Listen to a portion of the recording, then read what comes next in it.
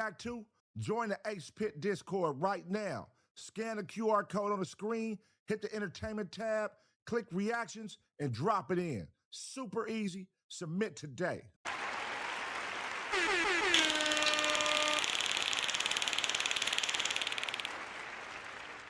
Yeah, what's happening? We up in this motherfucker, late nighters. Late nighters, what's the deal, man? What's the deal? What's the deal? What's the word, man? We up in this motherfucker one time for the one time. Yeah, I was on time tonight, man. You feel me? I was on time. Y'all know my 15-minute window. Hey, listen, man. When I put the time up, that means I'm gonna go live 15 minutes after that time. You know what I mean? So y'all can fall up in here. You know what I'm saying? I need y'all in the party when I walk in the party. I don't want to be the first one in the party, man. Come on, man. Goddamn. You know what I'm saying? But what's the deal, y'all? What's happening? Hold on. Wait. Hold on. Let me see something. Move that out the way. What's the deal, y'all, man? We up in this motherfucker. Shout out Papa E in the building. First Lady Kid, what's going on? Bagman 007. West Side LaRon. You know what I'm saying? Nestor Isaac. There go Key from the 206. What's going on, man? Eric Chapman, Dime on your dime. I see you. Lady N, what's happening? You know what I'm saying? FY Bent, going crazy, man. There go Key, MJG, Pass Fan. There go my boy Pass Fan. I feel like I ain't saw Pass Fan name in here in a minute. Pass Fan, that's my boy right there, man. Pass Fan. Hey, man, I probably saw you last night. I don't fucking know. I don't remember it.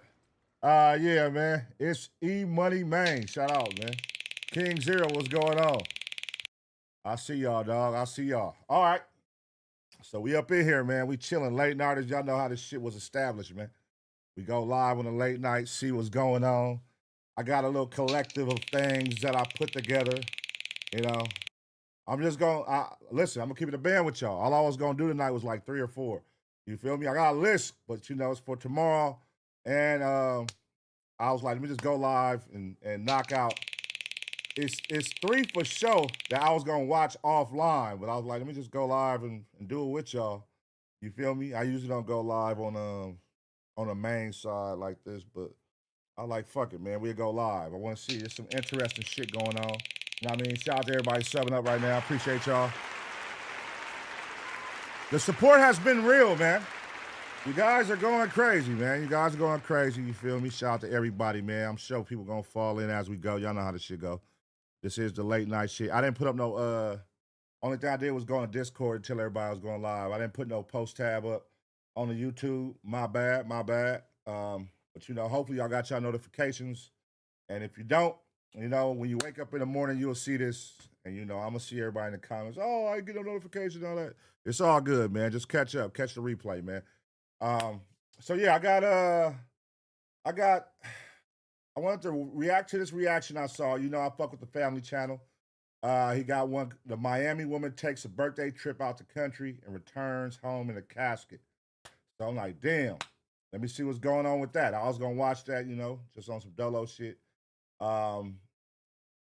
This story right here: husband arrested after American wife vanishes in Bahamas. I saw this in Law and Crime, and then I asked my girl, like, you heard anything about this? She like, yeah, I heard about it, woo woo. So I haven't heard about it yet, but I'm gonna get caught up. It's supposed to be like a viral story. And then one of these other ones I'm just gonna pick. You feel me? But I was gonna do, I don't know if I'm gonna do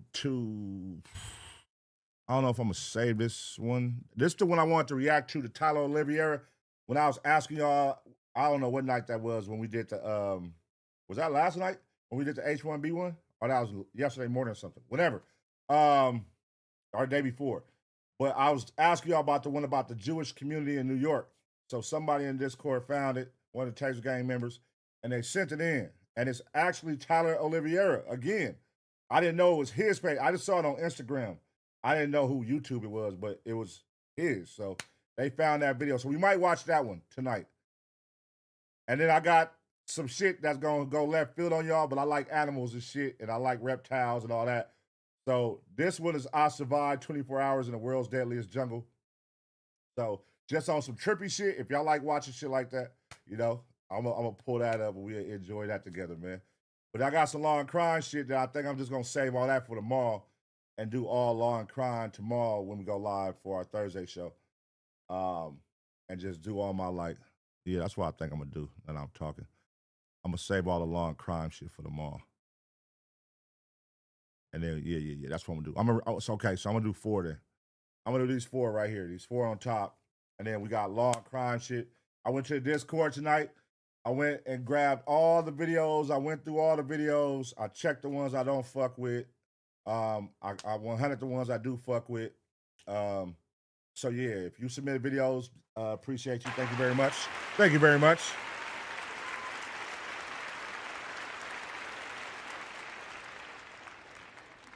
So yeah, man, I went through there. So if you submit videos, it's you can go check right now and see if I selected your shit, if I picked your shit. 100 mean I saved your shit. So I got a lot of them for tomorrow, but I'm gonna break them down in the morning. These are just a lot of them I saved from Discord. I'm gonna pick through and get like 7 for tomorrow. So we're gonna go live tomorrow, do law and crime. But right now, let's react to these right here. And yeah, man, enjoy, man. If you at work, you already know, man. Throw your ear pods in, or if you watch, I don't know if you got the volume up or whatever. Throw your ear pods in, turn the volume up, man. If you driving right now, you know the deal. Late nighter shit, man. Turn that volume up. You know, if you on that road right now, I'm about to give you a show for like 2 hours. You feel me? If you at home right now, chilling. If you on your way to work, whatever it is, man, you about to get a motherfucking show for like 2 to 3 hours, man, all right? We about to react to these reactions right here, man, and see what's going on. All right, shout outs to all y'all, man. Let's see. I got audio now. Good looking. Shout out Bay Area Hooligan, man. I paid for these emojis. You better use them, motherfuckers. If you paid for them, you better use them. Hey, I updated my hey, go look at the pun one, the highest. Go look. I updated to a cartoon version of me right now. Hey, go, if you got the emoji, go pull it up. It's a cartoon version. I was right here. I said, let me try something real quick. I made that shit. But yeah, man, we up in this motherfucker, man. We gonna keep it going. Shout out to all y'all. The East Coast viewers struggling right now. Hey, listen, man. You know, some people on the East Coast be up right now. Some people be asleep. Some people on the West Coast be up right now. Some people be asleep. You know how I go. There go the emoji.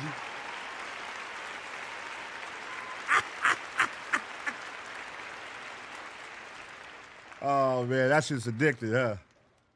Oh, the homies be getting mad when I do that shit. Yeah, man. Uno, shut up. That's AKA shut up when I raise my finger, man. Oh, man, shout outs, man. Yeah, y'all fuck with that shit? Taser gang shit. We up in this bitch one time, nigga. What you mean? Come on, Shadowski. You see it, Shadowski?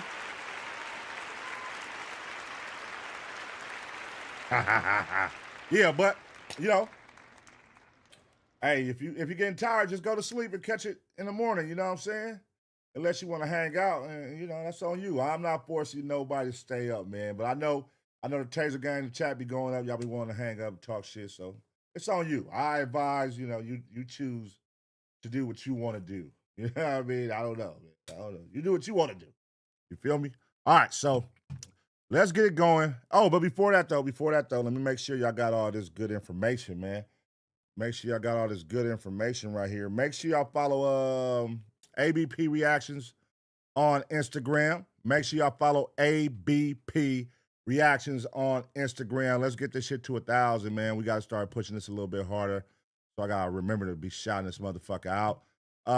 Instagram, also ABP Network, man. Make sure y'all follow ABP Network for all the breaking stories, all the hot topics, all the shit like that.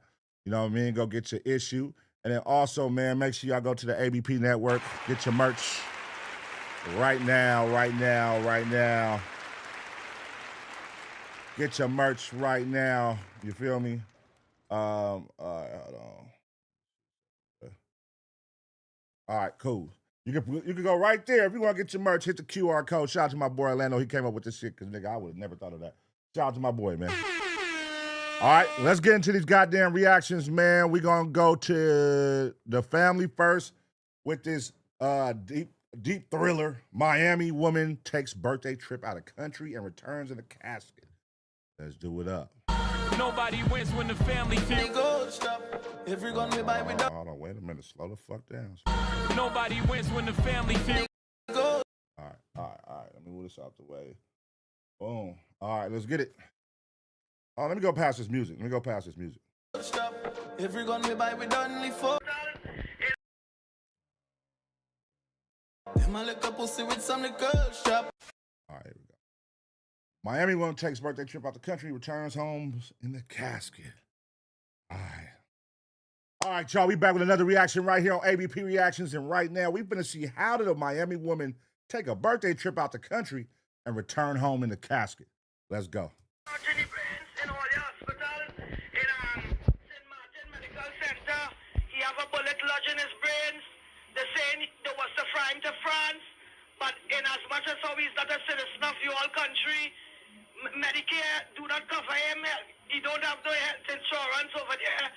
So they're trying to see the way forward to get him airlifted back to Port of Spain here so that they could do the surgery to save his life.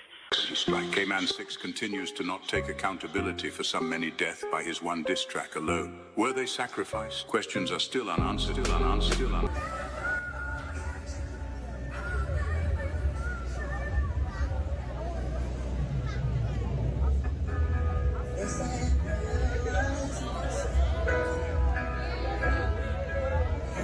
looked like they had a funeral or something, huh?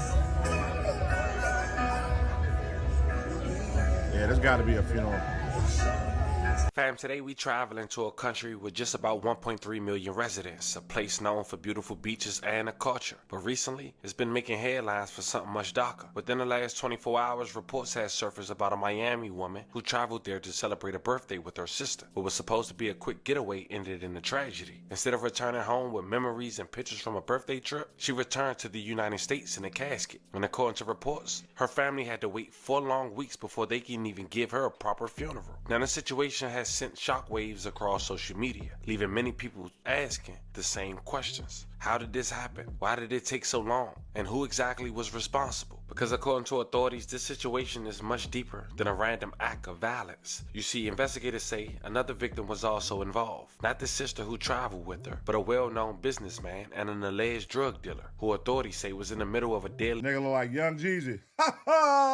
war happening inside of Trinidad. A war that's already had left hundreds of bodies behind. No exaggeration, fam. And many people believe this war escalated even further after one of the most viral diss tracks that the country has ever seen hit the internet, with lyrics that some say were too real for comfort. Because according to reports, the same pattern that's been happening in this war may have happened here. Targets get located, shots ring out, and sometimes innocent people are caught in the middle. Women, children, anyone in the wrong place at the wrong time. And unfortunately, that may be exactly what happened to this young woman from the United States. Damn. So today, we're gonna break down who she was, what authorities are saying, and how this ongoing war may have led to this tragedy. But before we go over this one, I want you guys to remember, I don't give you no angle, I just give you the story. So with that being said, make sure you like, comment, and subscribe. We're gonna jump right to it. Hey, ladies, man, y'all gotta make sure y'all be careful when y'all go out the country, man.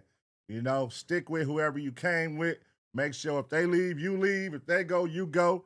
Because if you wander off by yourself, ain't no telling, like Jack told Helen, what's gonna happen to your ass. And before we even talk about what happened that night, we first gotta understand the war that authorities say this situation may be connected to. Because over in Trinidad, a country where, as we mentioned, just about 1.3 million residents, police say violent crime in certain communities has been fueled by ongoing gang conflict that's been brewing for years. Police say this gang war is allegedly responsible for around 600 murders in 2025, about half the national average. Wait a minute, 600 murders in 1 year? God damn, they was putting in work. Did we just hear that right? 600 murders in 1 year? God damn. For a population that small, that number is massive. One of the most talked about groups involved in that violence is a network known locally as Rasta City. Now originally, reports say tension existed between individuals connected to Rasta City and who the fuck is this, bro? What the fuck is going on? What is going on in this picture? Rival groups that were often described locally as Muslim-affiliated gangs operating in nearby communities. But over time, what started as street rivalry didn't just stay between two sides. According to investigators, the real turning point came when Rasta City itself began to fracture internally. Former allies began turning on each other, and eventually, the group split into two rivals, commonly referred to as the 6 and the 7. From that point on, the violence escalated. Police in Trinidad said the fallout between these fractions has been linked to dozens, if not hundreds, of retaliatory shootings, contributing to the homicide count, as we mentioned, around Damn, was that nigga killing a nigga barefooted? 600 murders in 2025.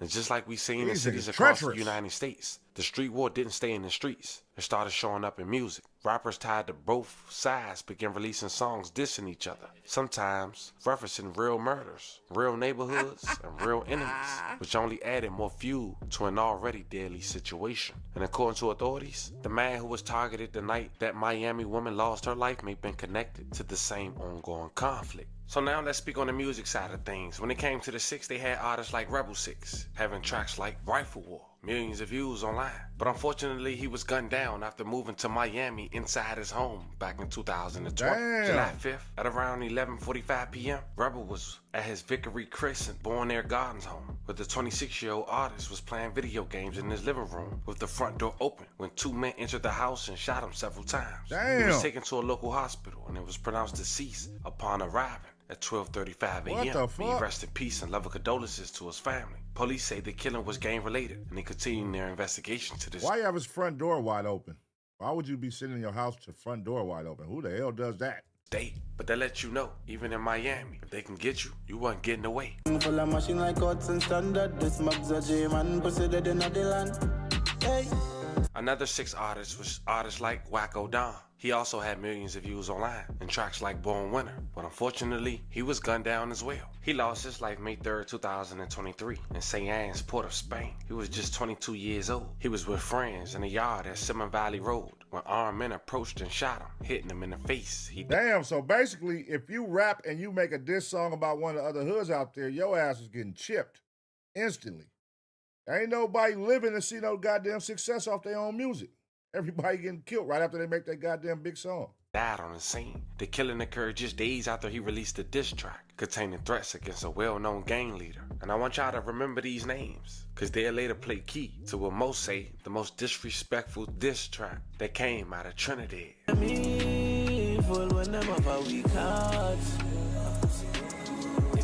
Now at this point, it would seem like the Six was getting built, but it didn't stop there. It was another attempt on another Six rapper who was identified as K-Man 6. Fuck Prezi, I would man it. We shrubby nozzle in the face, I'm real it. Darkness in the Don lost his life. K-Man 6 had an attempt on his life. It was Wednesday, December 27, 2023. While three of his acquaintances was also in the car, he was ambushed, leaving his driver shot instantly. He Damn. crashed and managed to get on camera. Damn. K-Man 6 managed to get out and run before the attackers came to the car and finished everybody off they saw. The two of the deceased was identified as Jerry Davis, aka J-Man, and another who was identified by his Oh, that's fucked up. Oh, that's fucked up. So hold on. So I'm riding the car with the homies. Three of the homies. Some niggas trying to get me. They shoot at the car. The homie crash. I hop out and run. The shit is all over me. I hop out and run, and then they run up and kill everybody in the car. I get away. Damn.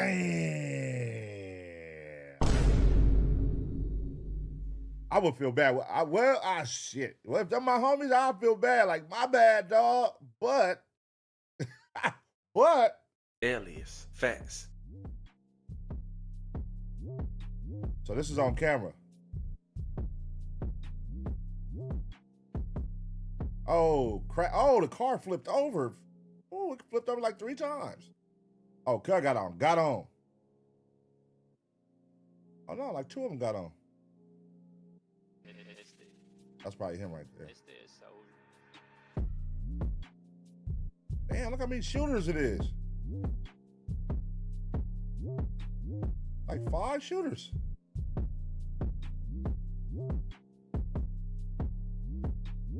And he made sure that nigga dead. Damn, look, he making sure he dead. Yeah, we about to get zapped for this, but don't trip.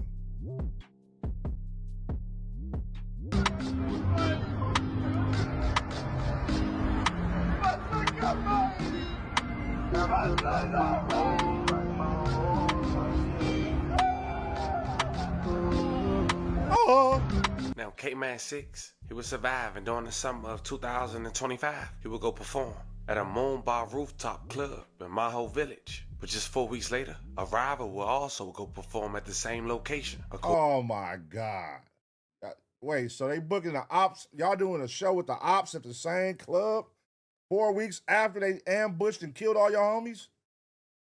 That is stupid. Coincidence or a setup? You see, we talked about one fraction of Roster City, the 6. Now let's talk about the 7. You see, their rival gang member was a man identified as Plumpy Boss, a well-known artist with millions of views that repped the 7. He was the guy to set to perform. AKA Drebo. That's Drebo. You ain't fooling me, Drebo. I see you, my boy. Moon Bar Rooftop Club. And just so we all stay on track, fam, this is also the guy that authorities claim was the motive behind the drug dealer and the woman from Miami losing their life leaving the club the first week of March of 2026. Really? Every gun we buy, we done live for that. Them a lick a pussy with some liquor shop. Hardball. On the last day of July, Plumpy Boss had just left his performance on the Moon Bar Rooftop Club at around 4:10 a.m., now considered a Sunday morning, when suddenly a gunman had opened fire on Plumpy and members of his entourage who rushed into a black van that was shot at multiple times. The shooting left the artist shot in the head once. Police say over 50 rounds was let off. Damn. 3 other people were also wounded inside the van. 2 women who was with the artist and 1 other member from his entourage. Things wasn't looking too good. What kind of van is this, Plumpy? Hey, the Plumpy Mobile, you got to update the Plumpy Mobile. Wait, he done died, did he? I don't want to make jokes if he's dead. My bad, sorry. The Plumpy Mobile. He was in a coma, which led to his mother to reach out and speak publicly, trying to get her son flown out of the country in order to get to a hospital that took her son health insurance. Surgery brains in all the hospital in St. Martin Medical Center. He have a bullet lodged in his brains. They saying there was the flying to France. But in as much as how he's not a citizen of the whole country, Medicare do not cover him. He don't have no health insurance over there. So they're trying to see the way forward to get him airlifted back to Port of Spain here so that they could do the surgery to save his life. But right now he's in a medically induced coma because the bullet is lodged in his brains. Now, with that, Miss Emmanuel, I think you do have a message that you would like to get to the Prime Minister. What would that message be? Can tell us I you would were like very the Prime passionate. Minister to waive the healthcare policy all they have in St. Martin. Because at the end of the day, my son didn't come St. Martin to break nobody's house, to rob nobody, to kill nobody. He comes St. Martin to entertain St. Martin people, right? Knowing that they is gang affiliated with the 6 gang, right? He still take a chance and he come to entertain them, right? My child lie down in St. Martin Hospital where he have no health care, where he have no insurance to be medically taken care of properly. I'm calling on you all, Prime Minister, your Health Minister, your Director of Public Prosecution, your Commissioner of Police, whoever, to take it upon themselves to make sure my child get the surgery that he need in St. Martin. Somebody put a beat behind this. Never mind. Is that they send him France or Guadeloupe? They say the healthcare thing, or they don't have no neurosurgeon. Hard but intro. since St. Martin know that center don't have no neuro, why they didn't look to airlift the boy? They're still telling me but they can't do nothing because he's not a citizen and he don't have no healthcare insurance. Suck your mother. If for Trinidad government would have seen about all their citizens and send them back nice and in perfect order. Unless God say, well, he expire. You understand? More so fire. Why the Martin government can't do the same courtesy? I mean to say the boy didn't come over in all your country to commit no crime. He come to entertain all your people. Come to entertain. Keep up that. That is the biggest tune you have out right now. And that is all that can do my child St. Martin people. That is all that can do my child. I see Has blood. this information been relayed to any of the authorities here on St. Martin that this was the case concerning gang affiliation or anything of that sort?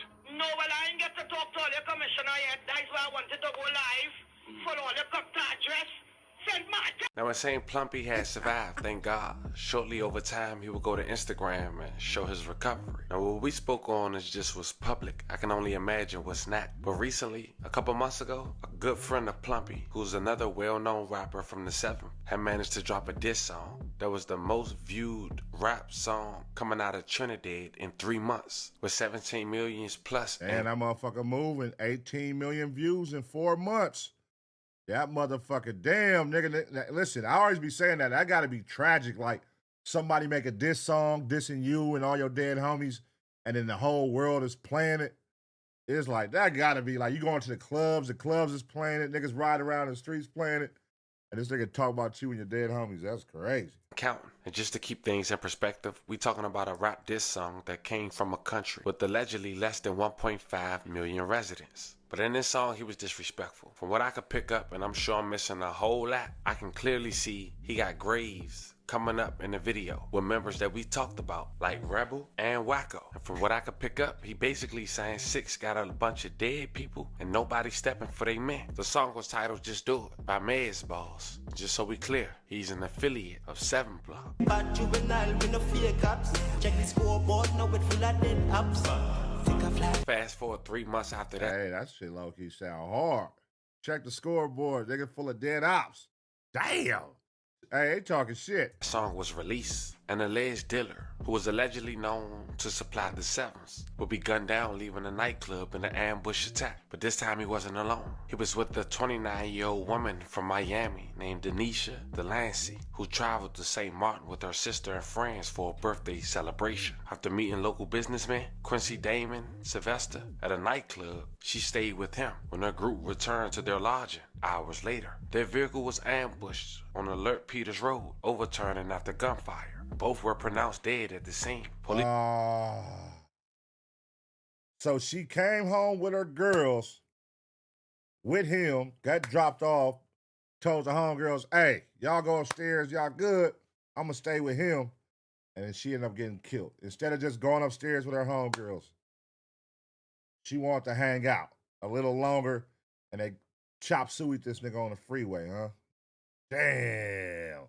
Wrong place, wrong time, man. Wrong place, wrong time. Police obtained nightclub surveillance showing unidentified individuals tracking Sylvester before the shooting, suggesting a planned execution. Authorities say Sylvester, a Trinidad national, was suspected of using his PVC pipe business as a front for drug trafficking and had ties to organized crime. Delancey, with no criminal links, was likely an unintended victim. According to Target Hit, may she rest in peace and love her condolences to her family. Damn. Now, St. Martin's major crimes team quickly reclassified the incident from a traffic accident to a double homicide. They arrested a person identified as AH on March 4th, 2026, but the main suspect and others remain at large. Police have conducted house searches and appealed for public tips, underscoring the island's ongoing struggle with drug-related violence. Weeks later, Denisha was returned home in a coffin. And on the first week of April, the 29-year-old would have her homegoing service. Her mom went to Instagram and said the following: my daughter, Sincere, is going to cherish the heavenly memories of her sister. They were like two beautiful butterflies soaring together. Only God knows how much Denisha is loved, but God's love surpasses all. You will be deeply missed. Thank God you were a forever part of our lives, a main part of us. Hey, rest in peace to her.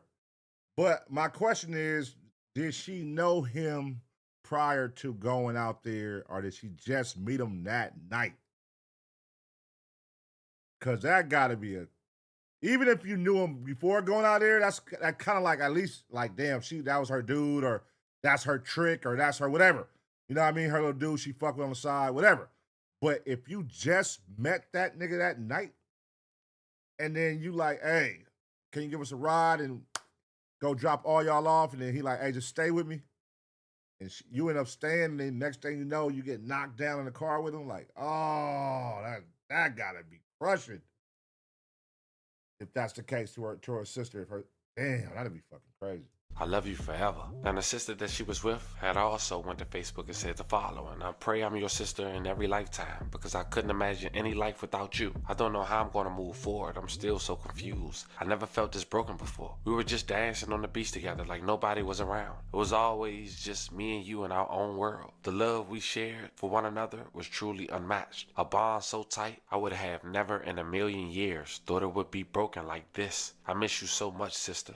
Save a dance for me. At the end of the day, fam, this story leaves behind more questions than answers. A young woman from Miami takes a trip out the country to celebrate a birthday with her sister, something thousands of people do every single day. But instead of coming home with pictures and memories from vacation, she returned home in a casket. Damn. Authorities say the man who was targeted that night may have been connected to an ongoing war, which we already talked about. But I guess some things still would never make sense. When the bullets start flying, they don't always hit the intended target. And sometimes the people who end up paying the ultimate price has absolutely nothing to do with the conflict in the first place. Bullets ain't got Tonight, no a family name. in Miami is grieving. A sister is mourning. And another life has been added to a war that authorities say may have already been responsible for hundreds of others. Rest in peace to that young woman. Prayers to the family. Rest in And peace. as always, fam, I appreciate y'all for rocking with me.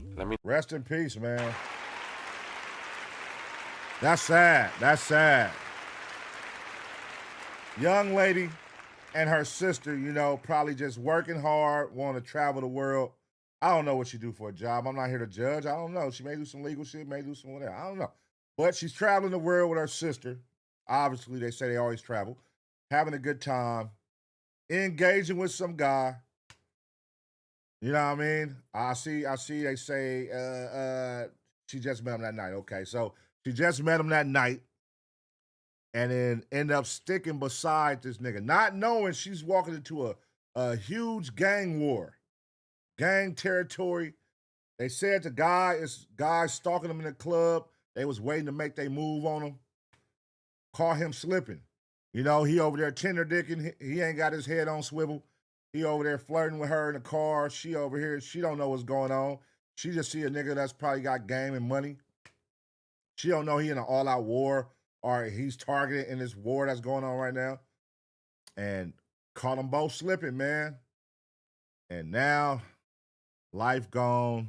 They said 600 murders in 1 year. That gang had 600 murders in 1 year.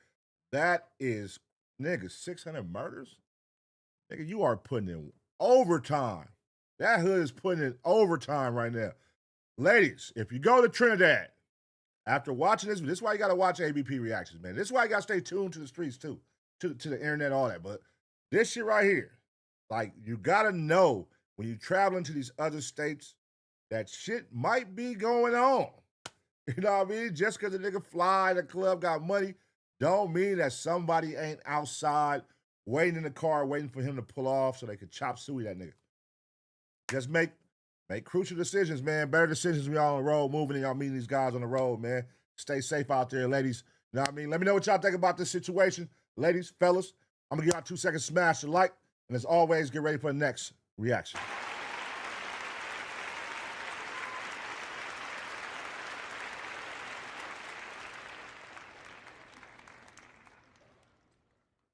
Yeah, 600 murders in a year. God damn, they going stupid, nigga. They going stupid, man. Shout out, man. Shout out 06 Riggs. I see you. He said shout out to the late nighters. Shout out Tyler Jones. He said we live. Tyler Jones in the building. Appreciate y'all, man. Appreciate y'all. Make sure y'all get y'all memberships, man. Members only lives going up. Early access to members videos, exclusive videos that y'all can watch. And yeah, man. We doing it up. We doing it up. Cool emojis, all that good shit. Let's see. We got another one. Breaking husband. Okay, so this is what I want to see. We are following. This is a little crime thriller. Let's figure out what's going on. I always like those type stories. I mean, I hate the situation, obviously, like when a woman comes up missing or a husband comes up missing. But it's always interesting to see when they pin it on or when they suspect the husband or the wife, and then to hear the story on why they think it's them. You know, it's always an interesting story, man. And we don't watch many reactions where people have killed their wife their husband and how they did it and how they fake like they don't know and how they fake along like they're hurting. They go to the funeral. They do all this with the family. Come to find out it's them. You know, so it's always crazy seeing those plot twists. And, you know, you never know. You never know, man. You never know when your girl is plotting on you, your husband, your man, vice versa, whatever, is plotting on you. So y'all got to be careful, man. You know, careful. Be careful with that one you're sleeping with right now, man. Never know. They smile in your face. Might poison your food. Y'all remember the one with the dentist? Did y'all see that one with the dentist we reacted to? And he was poisoning his woman every day. He just kept pouring poison. She'd go into the hospital. She'd get out the hospital. He'd give her more poison. But he just smiling in her face, hugging her, kissing her, making sure she's good. Like, damn. Niggas is crazy out here. Be careful, man. Be careful. Be careful. All right. Let's go, though, man. Let's watch this one. Husband arrested after American wife vanishes. Let's go. Shout out to the back, man. Appreciate you, big dog. Let's get it. Let's get it. All right. One husband arrested after his wife. All right, y'all. We back with another reaction right here on ABP Reactions. And right now, we finna see what's going on. A wife has vanished in the Bahamas, and they're saying the husband is responsible. Let's get into it. We are following breaking news. The husband of the American woman who seemingly vanished in the Bahamas has reportedly been arrested. He says that she fell overboard during a boat ride in choppy waters, but clearly investigators think there is more to this story. This is a breaking news edition of On the Case presented by Law and Crime. I'm Chris Stewart.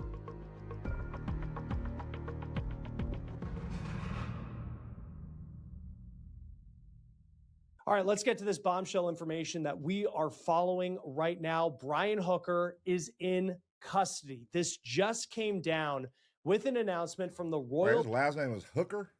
That's a fucked up last name, Hooker. Bahamian police force in the case of Lynette Hooker. So this is what authorities are saying. Quote, police wish to inform the public that as the investigation continues, a 59-year-old male of U.S. nationality has been taken into custody shortly after 7 p.m. on Wednesday, the 8th of April in Marsh Harbor. He is currently being questioned in connection with this matter. Now, in the release, the police do not specifically say the name Brian Hooker, but the Associated Press and other media outlets are saying, according to their sources, the person arrested is indeed the husband of Lynette Hooker. In a statement to Reuters, the assistant police commissioner said this, quote, we took him into custody around 7:30 p.m. this evening in Abaco for additional questioning based on some probable cause we have. He goes on to say he has been taken into custody as a suspect. He's been arrested. Hey, motherfuckers is really I noticed that's one of the ways a lot of people get rid of their spouse. They go on like this boat trip, or they, you know, if you got a boat, that's like the number one way to get rid of your spouse. And just be like, oh, he fell over, because how can you prove it? It's no cameras out there. Y'all niggas far as fuck in the middle of the water, so it's really only what they can prove. He fell over. I tried to help him. I couldn't get to him. I couldn't do nothing for him. Like, and how can they prove you're lying? Like, damn, that's crazy, man. Woo, be careful if your wife or husband randomly invites you to go on a boat and y'all usually don't do boat rides and shit. Come on, let's go on a boat, babe. Now, it is unclear at this point whether Hooker has a lawyer at the time of this recording, and it's also unclear what he's being charged with. And you heard that term probable cause used by that assistant police commissioner in the statement to Reuters. We don't know what came about in this investigation that led them to believe that this was something more than the tragic accident that Brian Hooker claimed that it was. We also have learned that the U.S. Coast Guard is getting involved. They told the AP that they have opened a criminal investigation. Now, again, we don't specifically know what led to the latest developments in this case, but clearly there is something going on. Authorities have been looking for Lynette Hooker ever since Saturday night. It's always life insurance. Whenever the spouse get killed, it always boils down to life insurance. It'd be like somebody, the husband was going through some financial shit.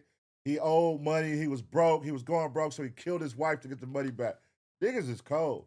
Brian Hooker claimed that the two of them were riding on an 8-foot dinghy, one of those inflatable boats, might have an engine on the back and a hard bottom.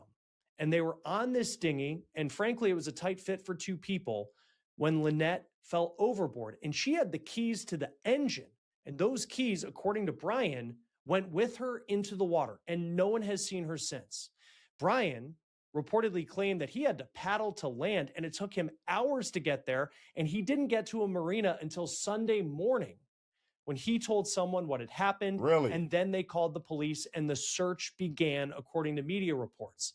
Local authorities have said that it was a windy night, and frankly, less than ideal conditions to be out on such a small inflatable vessel. Right. Because winds were between 18 and 20 knots, which is roughly 20 to 25 miles per hour.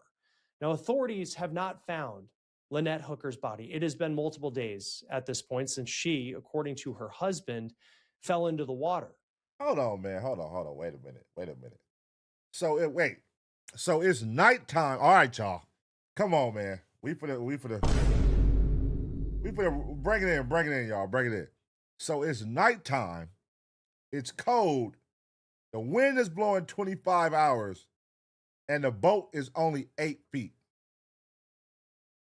The boat is only 8 feet long. It's nighttime and it's cold, and the wind is blowing 25 hours.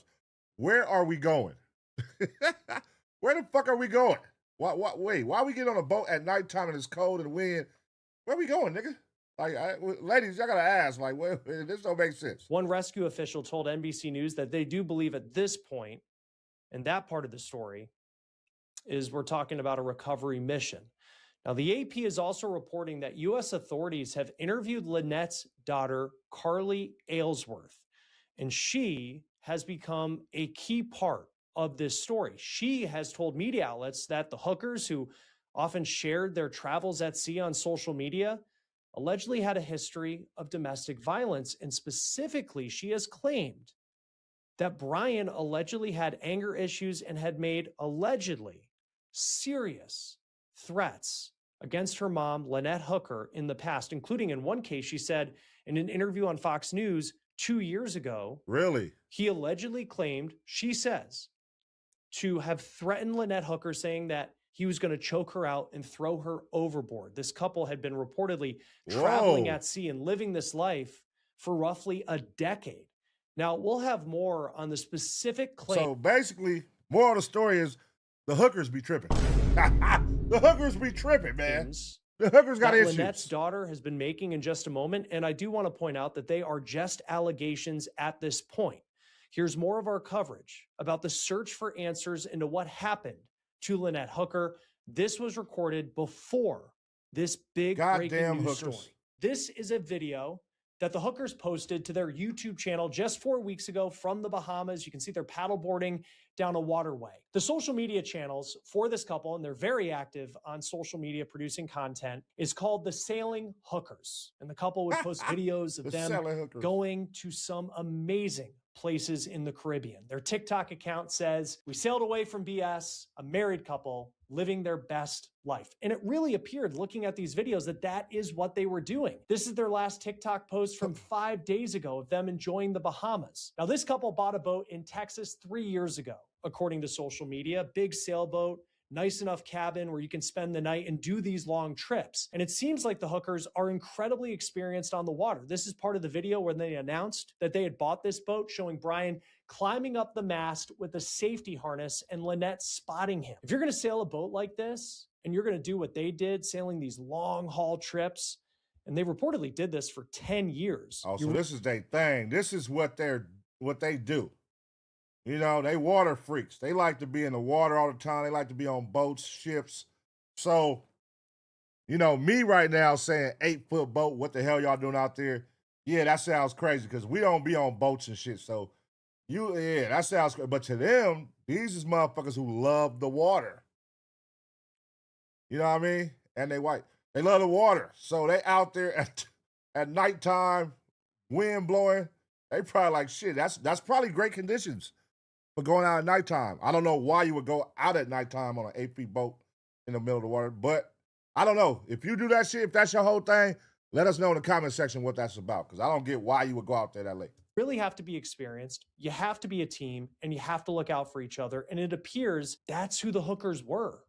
Now, knowing just how much this couple seemed to care about safety, it does make what allegedly happened on Saturday night a little bit surprising. This is a picture that was part of the last TikTok video that the hookers posted from the Bahamas, and it's the two of them. Is that the boat? Riding on what appears to be a dinghy, a small boat. It's inflatable, has a hard bottom, an engine on the back, and it can really, as you see there, only fit the two of them. According to police, they were on an 8-foot dinghy Saturday night when Lynette fell overboard, according to Brian, and vanished. So it is possible this is the exact boat that they were on. Police say that Brian told them that he and Lynette were making their way on this dinghy from Hopetown in the Bahamas to Elbow Key. Local authorities have said that the couple went out around 7:30 at night. It was dark, and the conditions were not ideal. Wind gusts were reportedly between 18 and 22 knots, and if you're not a boater, we're talking between 20 and 25 miles per hour. Now, Brian claims that Lynette fell off the dinghy, and she had the keys, and the keys went with her. And as you look at this picture of the boat, again, you can see there's not a lot of space on it. And you can see if there was a big gust that it definitely would be possible for some. Hell fucking no. So wait, they own this boat right here while it's gusty wind conditions going on and ride in the middle of the night. Well, 7:30, they were saying it's dark. And she falls off. So what happens when she falls off? Is like the water like going so crazy it pulls her and he can't help her? Is that what he's saying? Like you didn't jump in? Like if you a water freak, and I don't know if y'all got another name for this shit, but if your wife falls in the water, nigga, you gonna jump in after her, ain't you? You're not just gonna sit there and just be like, oh man, I don't know what happened to her. Did he jump in and try to assist and try to help her? What happened? Someone to lose balance and fall off. And it appears also that Lynette, she's sitting on the side of the dinghy in this picture. So that story, when you hear it, you might think that definitely makes sense, that it's possible that that is what happened. But Lynette's daughter is now pushing back on that potential scenario, and she's doing it in a big way that we're going to get into in just a moment. Lynette was not reported missing for hours because it took Brian hours until Sunday morning to make it to this marina in Marsh Harbor, Bahamas. Now, and let me ask you, fellas, right now, ladies, right now, if your spouse fell in the water, the spouse you're currently with and watching the show with, would you jump in and help them? It's not clear exactly where Brian claims Lynette fell into the water, but when you look at this map, you can see that Marsh Harbor is on the other side of the bay from where the hookers said they were going. Now, once ashore, investigators say that Brian told someone what had happened, and that person called authorities,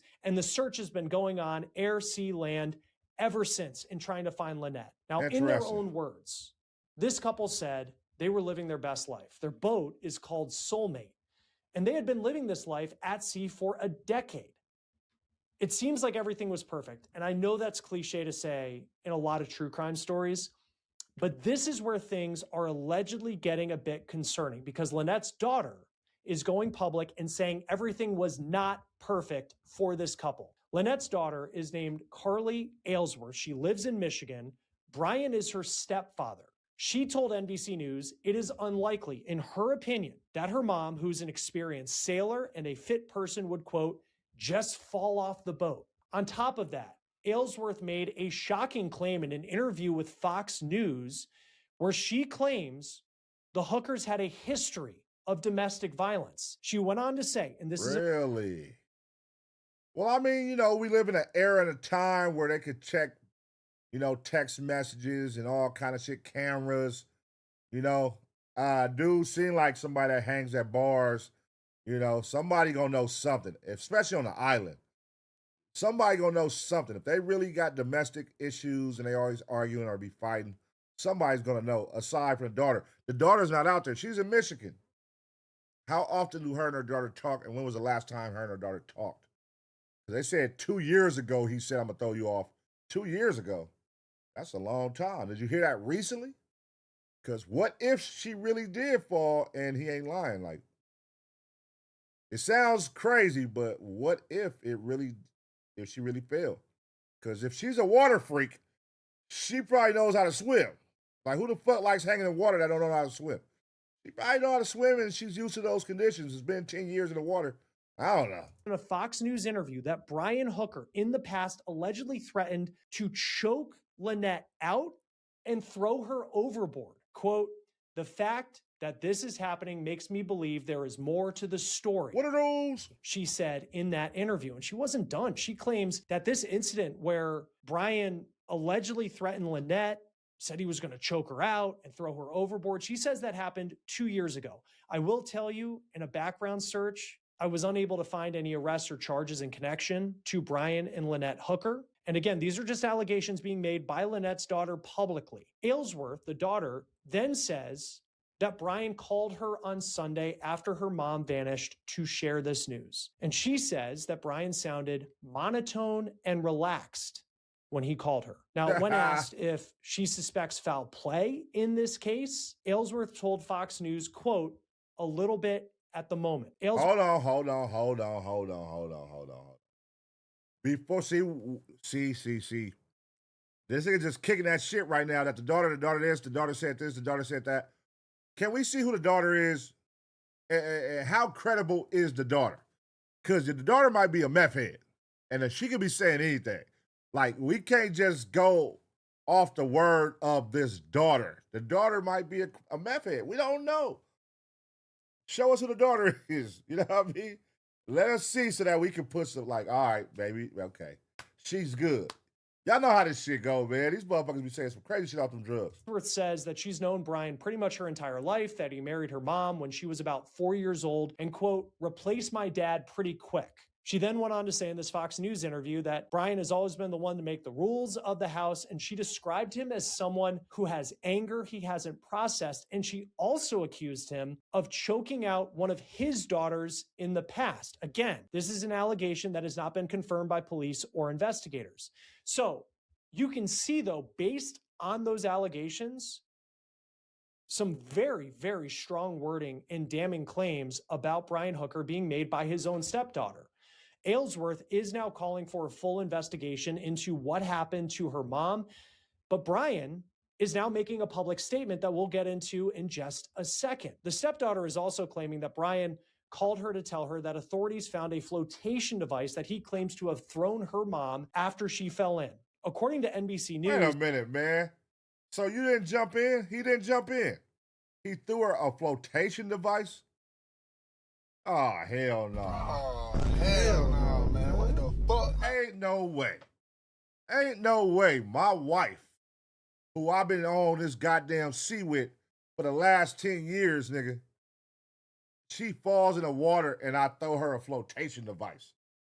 Nigga, if anything, you gonna hear we died together, motherfucker. Fuck you, me. A flotation device. Man, what type of shit is that? Nigga, you better jump up in this water with me, fool. We out together. The head of the local fire and rescue group that has been searching for Lynette since Saturday night is now calling this situation a recovery operation. The U.S. State Department told NBC it's working with Bahamian authorities to provide assistance in this case. And also today, CBS News tracked Brian Hooker down in the Bahamas. It's a video that's been posted online showing Brian standing in what appears to be a parking lot. And they asked him for his side of the story, and he did not answer their questions. But he did put a statement on Facebook, writing, quote, I am heartbroken over the recent boat accident in unpredictable seas and high winds that caused my beloved Lynette to fall from our small dinghy near Elbow Key in the Bahamas. Despite desperate attempts to reach her, the winds and currents drove us further apart. We continue to search for her, and that is my sole focus. Our family is deeply grateful for the Bahamian people's assistance, especially that of the Hopetown Volunteer Fire and Rescue Team, Royal Bahamas Police Force, Royal Bahamas Defense Force, and the U.S. Coast Guard, who have worked tirelessly in an ongoing effort to bring Lynette back to us. Thank you to everyone for keeping Lynette in your thoughts and for your support for our family during this difficult time, end quote. I did send Brian Hooker. Yeah, he did it. I'm convinced. He's sold. That's the message you wrote on Facebook, nigga. That shit didn't sound convincing, brother. That sound like some chat GPT shit, nigga. What the fuck? Hey, listen, man. Why didn't you jump in the water? That would be my only question to him. Hey, why didn't you jump in the water for your wife, bro? Like, what? Nigga, we got separated. You and the flotation device got separated. You didn't jump in, nigga? That's crazy. A message to see if he has any response to the allegations that his stepdaughter has made in these recent interviews. And we also have been in touch with Carly Aylesworth, the stepdaughter, and have invited her to come on to talk more about this case. Yeah, bring her on. And that invitation is open. Bring Joining her us on. now to talk more about this case, Michael Winkleman, maritime attorney. Always great to have you on Law and Crime. When His last name is Winkleman. Hooker and Winkleman. Bro, listen, this is crazy. Following some of these cases out of the Caribbean. Brian Hooker's story. They're on this dinghy. So Mr. Winkles. And they're in some less than ideal conditions. And he says Lynette falls off, the keys go with her, and then he has to paddle back to shore. How plausible, just knowing the water and the cases you work, I mean, how plausible is that story that he's giving at this point? Not very. Right. I mean, I want to give him the benefit of the doubt because I don't want to cast blame on people before there's been due process. But from my view, there's definitely a lot of holes in the story. I mean, really, it's one of two things, Chris. It's either a terrible accident or it's a terrible crime. So it's not like there's a million theories that can be going around there. If we set aside the chance that it's a crime and it's just an accident, these are experienced mariners. They would have been aware of the sea conditions. Why would you hop on your dinghy to go for a ride to try to get to shore? Maybe it could have been because the conditions were rough. But if you're really an experienced mariner, you're not going to keep yourself in that position. Right. This is exactly like 10 years on the water. You know when to go out into the water and when not to go out into the water. And it's like, nigga, and it's nighttime. Like, what the fuck? Like, nigga, it's cold, it's nighttime, and the winds is 25 miles per hour. And you want to go out in the water on an 8-foot small little dinghy with just a flotation device. And you ain't jumping in that water for your wife. Like, nah, something don't sound right, brother. Something don't sound right. Unless it came out of nowhere, unless it was an unknown storm system. But from what I've seen with a little bit of research was that, there was a known cold front coming through. More often than not, with cold fronts, what comes through first is some heavy storms. So there's definitely holes there, Chris. Because I think of the conditions, 18 to 20 knot winds, which for those who aren't boaters, we're talking like 20 to 25 mile per hour wind gusts. I mean, to be on and you look back at their YouTube, that little mustache picture is crazy. Put out a lot, and you can see like they know what they're doing. I mean, they've done some serious trips. Like, how surprising is it that someone would go out in a dinghy in those type of conditions? A dinghy. Yeah, exactly. Very surprising. Unless they were trying to avoid a storm. That would be plausible to me, that maybe they were trying to hit land, so that's why they were trying to do that. But if that were the case, again, you would have thought they would have left way earlier. Right. Yeah, and going out at 7:30 at night, it's dark. There's just part of it. It doesn't seem like the type of thing, people who regularly practice safety, which it appears they do, that they would go with. At the same time, I don't know now one motherfucker that goes out in the water, and I got homies with boats, but I mean not in the goddamn Bahamas, but that goes out in a dinghy while it's about to storm and it's 25 miles per hour winds and it's nighttime. Like, what are you doing, nigga? That's what I would ask a nigga. Like, hell no. Like, right now, somebody come to you, and it ain't even fucking cold, probably. Well, I don't know where y'all niggas at. Y'all watch from all over the different places. But right now, it ain't cold in L.A. Even if somebody right now walked up, hey, Pun, let's go out in the water right now. Like, nigga, what? It's nighttime. I'm out. I'm not getting on no fucking water at night on a dinghy. How likely is it that we'll find Lynette Hooker's body? I know that local authorities have said this is more a recovery mission at this point. It's been a couple of days. She went overboard off of this dinghy, according to Brian, at night. I mean, what kind of happens here in that part of the investigation? So the statistics show that if you're not found within the first 24 hours, your chances of survival are infinitesimally small. I mean, and even to me, I think there's more holes in the story from Brian about her going overboard, him not being able to get to her.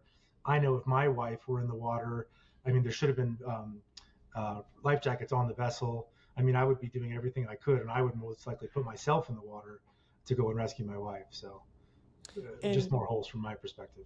Like at this point, if you're the Bahamian authorities and you're trying to figure out what happened, you don't have a body to this point.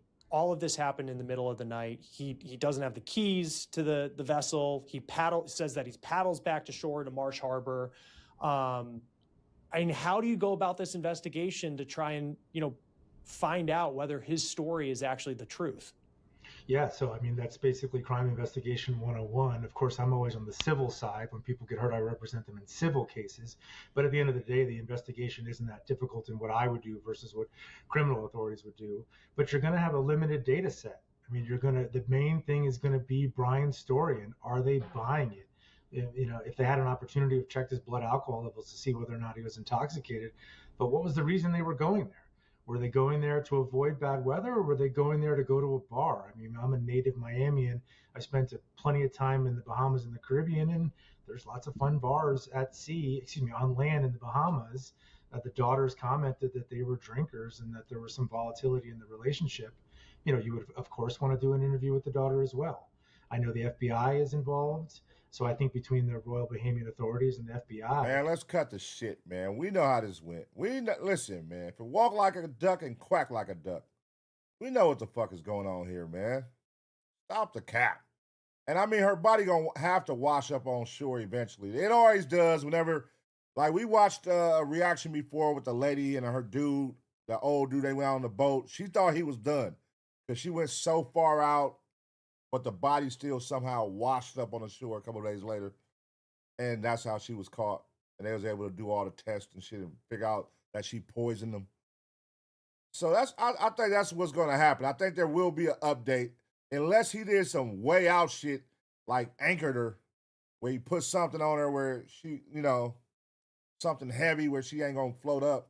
But they're going to find her. If she's somewhere near that area, they're going to find her for sure. They're going to have some data to sift through. And the question is it going to be enough to actually charge Brian with a crime? Or when all the data is sifted through, do people determine that it was an accident? And the stepdaughter, I mean, she has gone scorched earth in these interviews in terms of the allegations she's making. I mean, being very public and saying that allegedly this relationship was not as perfect as it looked on social media, that there was a history of domestic violence, in her words. She made allegations about them drinking and just volatility in the relationship. How much does that factor in? And if you know the Bahamian authorities, how they go about it? Because she said, at least in the Fox News interview that she did, that she called the Bahamian authorities and she couldn't really get through. And apparently she has a lawyer. How much can that actually factor into trying to figure out in that moment how Lynette Hooker goes overboard? I think it plays considerable weight. I think her name was Carly, and Carly's clearly coming out and telling a very strong narrative about a very rocky relationship, about people that were big drinkers, that they had a volatile relationship. And those are definitely factors that any investigating authority would look Okay, so that raises a question into and give significant weight just to really put together the pieces of the puzzle. That raises a question with me. So they say it's a possibility they could have got on this boat to go have a drink on the island. Okay, so off rip, the question would be like, do they have a history of doing that? Is that something that they always do? Take that little dinghy and go travel at nighttime, to go have a drink in the island at nighttime and when it's cold. Is that a repeated thing that they're known for doing? Is that something, or is this the first time they've ever done that? Because it would be easy. Like, bro, you do this, my nigga, in the water. And you know not to travel in that condition. And if this your first time ever doing that, and then something happens, it's going to look suspect as fuck. But if that's something he's known for doing, they do it like, hey, they do that shit twice a week. They do it 3 times a week. Then you be like, okay, well, that ain't too far-fetched then. But if this is something they're not used to doing or that nobody can say they do all the time, then he definitely set her ass up. And it seems like, the other part of it too is she said that Brian sounded monotone and calm when he called her with the news. And like, on one hand, I don't know how I would respond making that phone call if it was me. At the same time, this is someone who paddled a heck of a long way, apparently, back to shore because he didn't have keys to the engine after she went overboard. And he releases this statement on Facebook. And Facebook's a real casual way to release a statement as opposed to going through like a law firm. But it read to me like a lawyer wrote this. I don't know what his background is, but he thanked every Chat GPT, man. Chat GPT. Single, department that's a part of this, saying, my family appreciates it. It just came off to me as professionally written, not saying that that's a bad thing, but what stood out to you in the statement that he made? I completely agree, Chris. Having read the statement, it was very short. It was very terse. It didn't really have a lot of emotion behind it. If you wanted to give him the benefit of the doubt, he's in a state of shock and maybe someone wrote it on his behalf, but it did feel very generic, sort of what ChatGPT would tell you to write in that kind of a situation. Told you. ChatGPT. Nigga, I could tell that was ChatGPT. What you mean, nigga?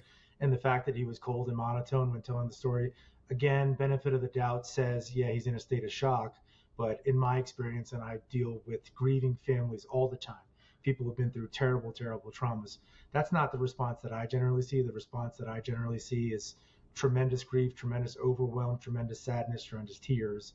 And that not being there, does that raise red flags? Certainly. But again, to be clear, I do think Brian should be entitled to due process. I think we should get to the bottom of it. Of course, you and I are just giving our opinions. But yes, I do think there's a lot of red flags that shows something problematic here. When you just think of, I just think of what it must have been like if his story is true. You think of this woman you called the love of your life going overboard and you're trying to get to her and you can't because the current is pushing you away and then you have to paddle ashore.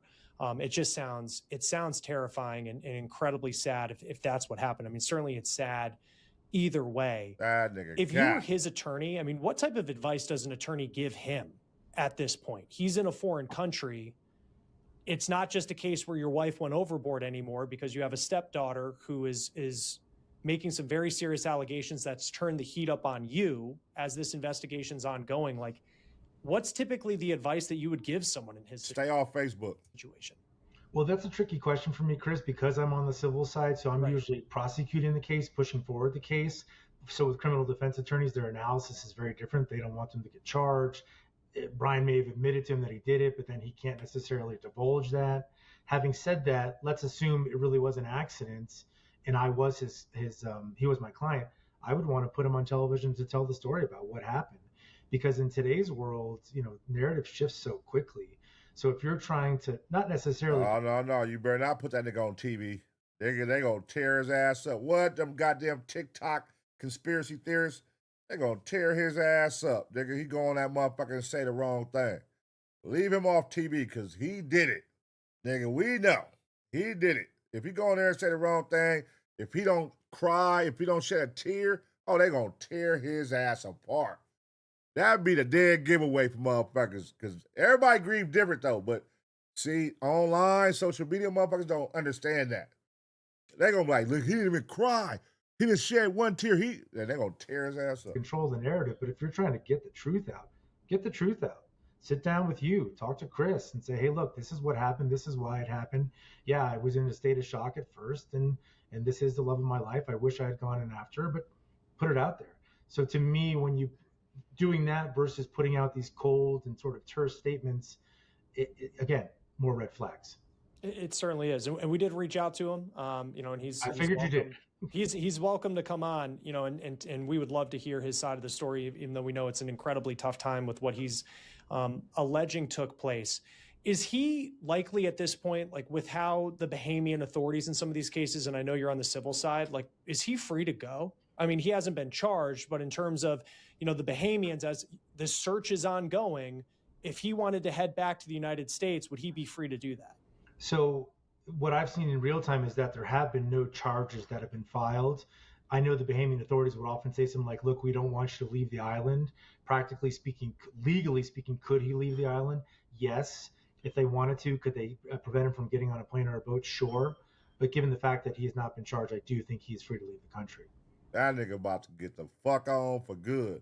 And you wonder, if, if he does have a lawyer, someone advising him, like if he was to leave at this point, what type of message would that send, even if he is, completely innocent and this was a terrible, terrible accident? How are the Bahamians when it comes to these types of searches and some of these cases that play out? It's obviously a huge tourist destination, a lot of boaters, not just people like the hookers, but I used to live in South Florida. It'd be very easy to just run a boat over, to like the west end of the Bahamas. How are the Bahamians when it comes to cases like this? I think they're great. I mean, in my experience, and I've dealt with them dozens and dozens of times, they're very passionate people. They want to get to the bottom of situations. They're often working in concert with the FBI, and they're very good at their job, particularly the Royal Bahamas Maritime Agency. I mean, they are terrific at investigating accidents. Sometimes people think maybe they're in bed with the cruise lines. Obviously, this is not a cruise ship case, but because the cruise industry puts so much time and effort and money into the region, but I can't say that to be the truth. I wonder how many times do they get cases like this over there in Bahamas? People falling off the boats and dying, and how often, like how many times a year? I wonder. So in my view, I think they're terrific. I think they're going to get to the bottom of it. There's a limited data set that's available to them, but let's see what they're able to come up with. And when it comes to the U.S. State Department, the FBI, I know they put out, the State Department put out a statement saying that they're cooperating with authorities. Clearly, this is a Bahamian case, and to your point, they're really good at this, and they have a lot of experience in a lot of these cases. But like, what does that assistance actually look like when the State Department or the FBI says that they're helping out? Well, so, I mean, yes, it happened in the Bahamas, so it's a Bahamas case, but it happened to a U.S. citizen. Therefore, FBI has jurisdiction and can have as much or as little involvement as they want. Obviously, the FBI has a heck of a lot on their plate. So with Lynette going missing, that's not necessarily the top thing on their radar. So I think in the FBI's view, if there's adequate resources that are put to it, then they're going to really rely on that. Often in situations of missing persons, Coast Guard gets involved immediately. They'll set up a grid area. They'll conduct an entire search and investigation, or as here they call a recovery mission. I don't know the extent of the Coast Guard's efforts, but they are unbelievably good at locating bodies. So I hope to a certain extent they've been involved in the rescue operations. Yeah, and you think of that at this point too. All right, let me just ask y'all, man, gut feeling. One, do y'all think he did it? Two, do y'all think they're going to find her? Three, and when they find her, what do y'all think is going to happen? How did she die? How do y'all think she died? We don't know. We're just going off intuition right now. We don't know. I don't know, man. Story seems kind of fishy. In a lot of these cases, it just bodies are not found. And we did have that case out of Barcelona recently with a U.S. college student who ended up passing away, and his body did come up ashore. I think back to Sudisha Kananki, who is the American college student in the Dominican Republic, and her body did not come back to shore after something that happened during spring break. In these cases, what makes it so difficult? That shit crazy. So motherfuckers just dying left and right in that water. When you look at the waterway and the area around where Brian is alleging all of this took place, just why is it so challenging for a recovery to actually happen? Well, it's finding a needle in a haystack. I mean, you've got winds, you've got ocean currents, you've got whether or not the body took on water and sunk immediately. So you've got a million variables. But the biggest part of it is there's just such a huge geographic area, and every minute that goes by expands that area. So as great as the Coast Guard is, they are fighting an unbelievably uphill battle to try to find that needle in a haystack. This might put you on the spot as well, but for Carly, the stepdaughter, and I know she said that she had an attorney in that Fox News interview, like what role would an attorney be playing for her at this point? Clearly, this is her biological mom, also her stepdad, who's been in her life for a long time, and I know it doesn't seem like they have the best of relationship, but what is the role of an attorney for someone like her in a situation like this as this search is going on? Well, I think if she did hire counsel, the counsel would be able to try to get involved in the investigation as much as possible, really not doing that much that would be different than what Carly can do, but picking up the phone, calling the authorities. Theoretically, if she wanted to file a case, a civil case, she could then have subpoena power to be able to get more information. She could do a deposition of him to try to get more questions. So there's a lot that an attorney could do. It's probably a little bit early for that. But yeah, a civil attorney could do a lot to further the investigation. not necessarily in the short term, but more in the long term. As an example, if it's 6 months from now and there's still more questions than answered, she could certainly file suit. She could certainly have an attorney sit down and take his own deposition, which is basically a question and answer session, to try to get more information, as well as getting any kind of records, seeing was there any kind of a life insurance policy that he had taken out on the wife. Yep, life insurance for sure. And you know, well, see, he might be a little smart. You know, the motherfuckers always get caught when they go do them goddamn searches on Google, man. You know what I'm saying? Even if they go use a computer somewhere else, they'll track this shit down. They're going to put it all together. If he plotted this shit out, if this wasn't a spontaneous killing, you know what I mean? Or if it truly wasn't an accident. But if he plotted this shit out, they going to figure this shit out. Because they always slip up and do dumb shit, especially the older niggas. Like the old dudes, they always slip up. They do dumb shit. Like search for their job or search from somewhere they always go. They get the IP address and their phone was right there next to the computer. They ping their phone right to where, you know what I mean, this computer that was used was at. And that shit crazy. Technology today is wild, man. Was there any type of life insurance payment that was made? So definitely a civil attorney could dig a little bit deeper into the investigation. Yeah, and that's a good point on the financials. We don't really know. I mean, they're retired at this point. They certainly do a lot of traveling and own this sailboat. How long does a search like this go for? I know we're at the recovery point. Saturday night is when this allegedly took place, and now we're talking on Wednesday. I would be surprised if it was still underway. In my experience, you've got a good 24 to 48 hour window. I've definitely seen it go up to more like 72 hours. But now when we're this far out, I'm sure it's winding down. Yeah, and a lot of questions still at this point. Michael Winkleman, maritime attorney. Always great to have your expertise here on Law and Crime. Thanks for being with us. Thanks, Chris. Nice to see you. And she's doing it in a... All right, man. All right. How y'all feeling about that one, man? I'm listen, man. I'm gonna take his word for it. I'm gonna take his word for it. You know, I'm not here to dictate what happened, but I'm just saying, based off what they're saying, it's kind of fishy that you going out here in the middle of the night while it's 25 miles per hour winds, it's cold, it's dark, on a little ass boat. Now, if you had a bigger boat, I would understand that. Something that you could go down in and got a bed in there or something. All right, cool. But why are you going in the middle of the night in that little ass boat? Well, at nighttime, it's 7:30 p.m. At nighttime in that little ass boat. I don't know, man. I don't know. But if that's a recurring thing they do, then hey, he might not be lying. I don't know. We'll figure it out. If they give us an update, we'll react to it. But let me know what y'all think really happened out there in the Bahamas, man. Did she go missing because of force? Or do y'all think she really, failed and he couldn't get to her? Let me know what y'all think, man. I'll give y'all 2 seconds to smash a like. And as always, get ready for the next reaction.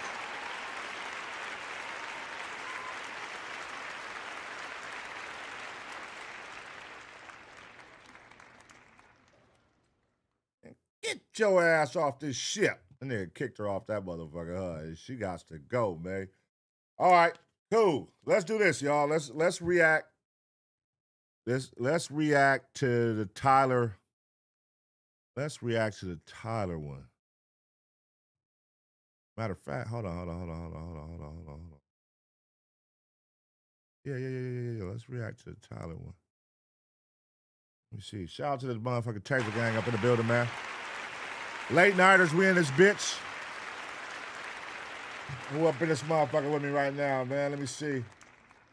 Let me see who up in here right now, man. First Lady Kia, what's going on? My boy Goombag. Ace Pit up in this bitch. Goombag, what's happening, man?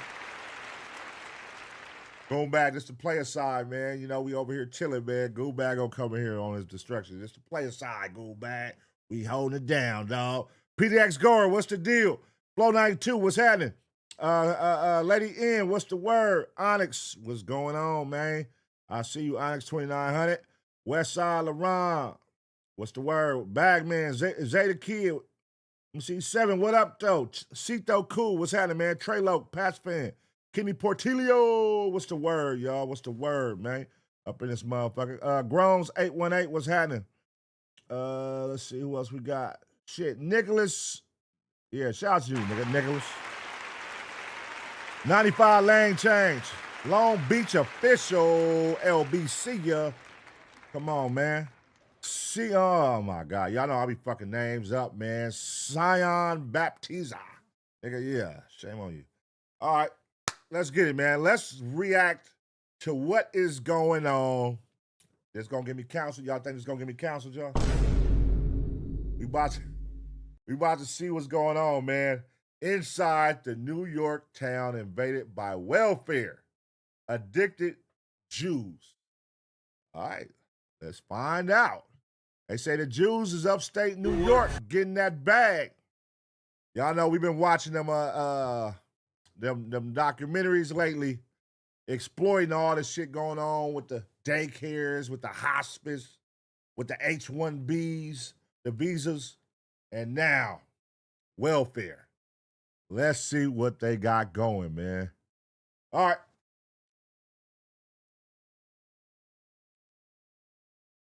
All right, y'all, we back with another reaction right here on ABP Reactions, and right now we finna take it out to NYC, man.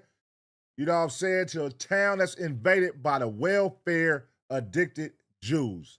Let's go. You work for Hamas? I don't want my kids to play in the house of a secular guy. This is Curious Joel. You're a Yiddish. A village of 44,000 Hasidic Jews in upstate New York that primarily speak Yiddish have an average of 7 kids per family. Holy fucking shit. 7 kids per family. Holy motherfucking shit. How many kids do most people have out here? 17, 18. How do they afford 17, 18 kids? It's one of the poorest towns in America, with 40% living beneath the federal poverty line. Many men here are religiously studying the Torah full-time and heavily rely on public assistance and welfare in the form of Medicaid, housing vouchers, food stamps, and cash aid to support their giant families that God commanded them to have. And the village enforces strict gender roles, modest dress codes, and sends their kids to private religious schools. And why is it okay for Jewish people to live together in a homogenous Jew-only community, but it's illegal when white people try to build their own? I pulled up to Curious Joel myself to see what's going on. Welcome to Curious Joel, a traditional community of modesty and values. In keeping with our traditions and religious customs, we kindly ask that you dress and behave in a modest way while visiting our community. This includes wearing long... What? They got rules and shit you gotta abide by when you come visit? Hey, man, hold on. So they said 7 kids. Then they said 17 kids. And then y'all living below poverty. Y'all ain't making no money, so y'all milking the welfare system? Oh, that's crazy. 7 kids a household. Skirts or pants, covered necklines, sleeves past the elbow, use appropriate language, maintain gender separation in all public areas. Thank you for respecting our values. Let's pop in here and say shalom. Lots of people praying. Hi. Shalom. Okay, so it says entrance for members only. Not sure what it takes to be a member. What does it take to be a member? Do I have to be Jewish to enter? Okay, I'm not sure. I'm not sure the schedule exactly, but 9 o'clock sharp, they're not at work. What is this? Okay, so I guess everyone's praying right now. So you gotta wonder what... Hey, bro, that's a bold-ass nigga. Now I'm looking at this. So he just walking up in that shit with cameras and a microphone and nobody know who he is. And he just walking up in their rooms and shit, seeing what's going on. This nigga bold as a motherfucker, but let's go. These people do for employment. You'll notice the Mexicans out here are doing the hard labor, and the Jewish people, I'm not sure what they do. Maybe we can ask this guy. Excuse me, what do most people do for work out here? You don't know? All right, cold shoulder. Question for you, sir. How long do people pray per day? Okay, what do people do for work? I'm not a news reporter. We have to... Okay, what do you do for work? Okay, you don't want to talk. How many hours a day do they pray? 3 hours a day. Do people have 9 to 5s? Yes. Like what industries are they involved in here? Construction, all other type of industries. Construction? I ain't never saw. Wait, hold on. Wait, have y'all ever saw construction? What do you mean?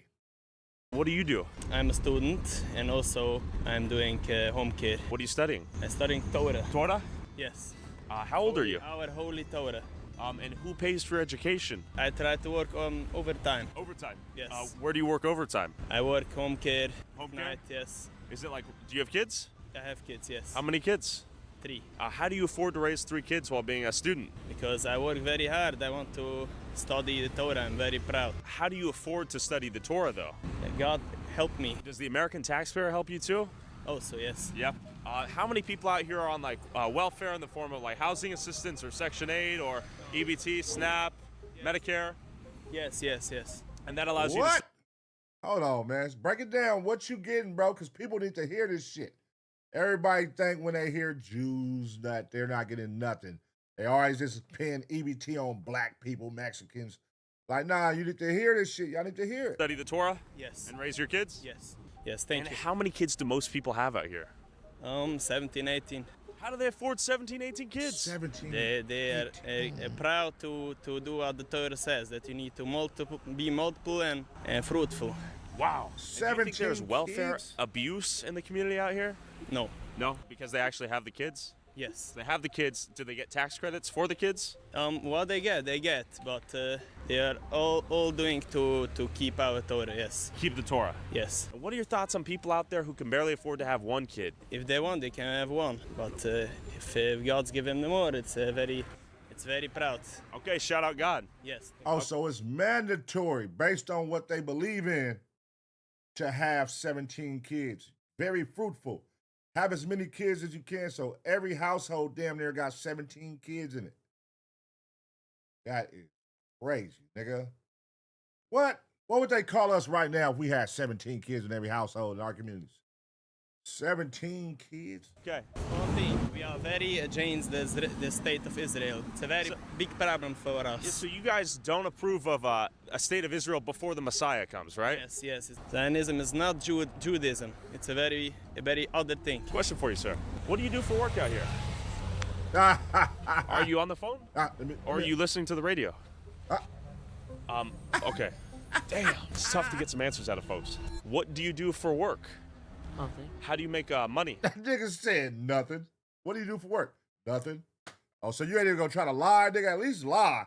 You ask one of the homies right now what they do for work. They gonna come up with something, nigga. That nigga said nothing. My wife. Your wife? What does she do for work? What is this? What? Interview. Good to meet you. For YouTube. So your wife works and you study the Torah? Have a good day. How many kids do you have? Have a good day. How many children do you have? Have a good day. Okay, thank you. Well, that was fascinating. Excuse me. Do you study? Hey, what do you do for work? Nothing. Damn, nigga, what a loser. Nigga said nothing. Shit, wake up, play the video game a little bit, you know, might go outside, see what's going on, you know, walk to the store. That's about it. Torah. Study then? Torah? No. What do you do for work? Do you have a job?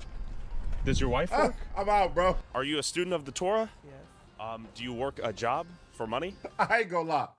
It look like you talking to the same person over and over and over. I'm sorry. I mean, goddamn. Hi? Yeah. No. Does your wife? Yes. She does. Does your wife go to work to make money and you study Torah? Where are you? Tyler, good to meet you. I'm just doing a YouTube video about this place. I find it fascinating. I don't have time. I have to. But where are you going if you don't work? I study. So you study. And does your wife work? What industry does she work in? Teaching, education, children? And how do you afford the kids if you don't work? Your wife? Okay, thank you. Sounds like a great setup. Damn, I might have to get in on that. Excuse me, what do women work at here? What jobs do women work in here? Is it mostly childcare? Okay, cold shoulder. Do you work a job as well as raise the kids? Do the women raise the kids in? Okay, tough to talk to the women out here. How do people afford to have families? Hey, this nigga is bold as a bitch, bruh. This is some shit. It's giving the energy like they're gonna pack this nigga out, bruh. Like somebody, a higher power in that community is gonna come throw this nigga in the goddamn van and we ain't gonna find this nigga. He bold as shit for what he doing, but you know, this is extreme journalism right here going on. Shit. Content.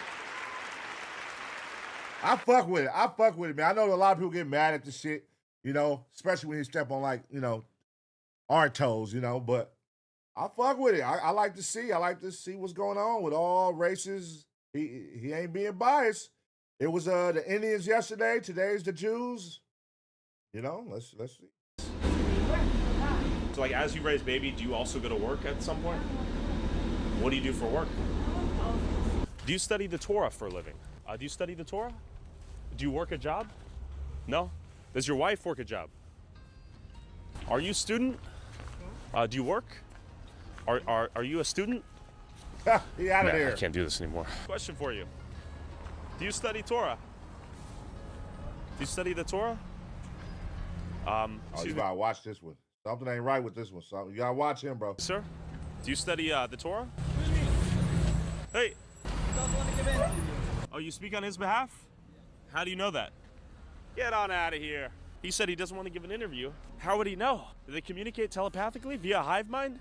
Hi. Tyler, yes. How are you, my friend? How are you doing? Yes. Wow. How are you? You want to say hi? Independent journalist. Yes. Lucy, you want to say hi? No. Okay, how are you doing?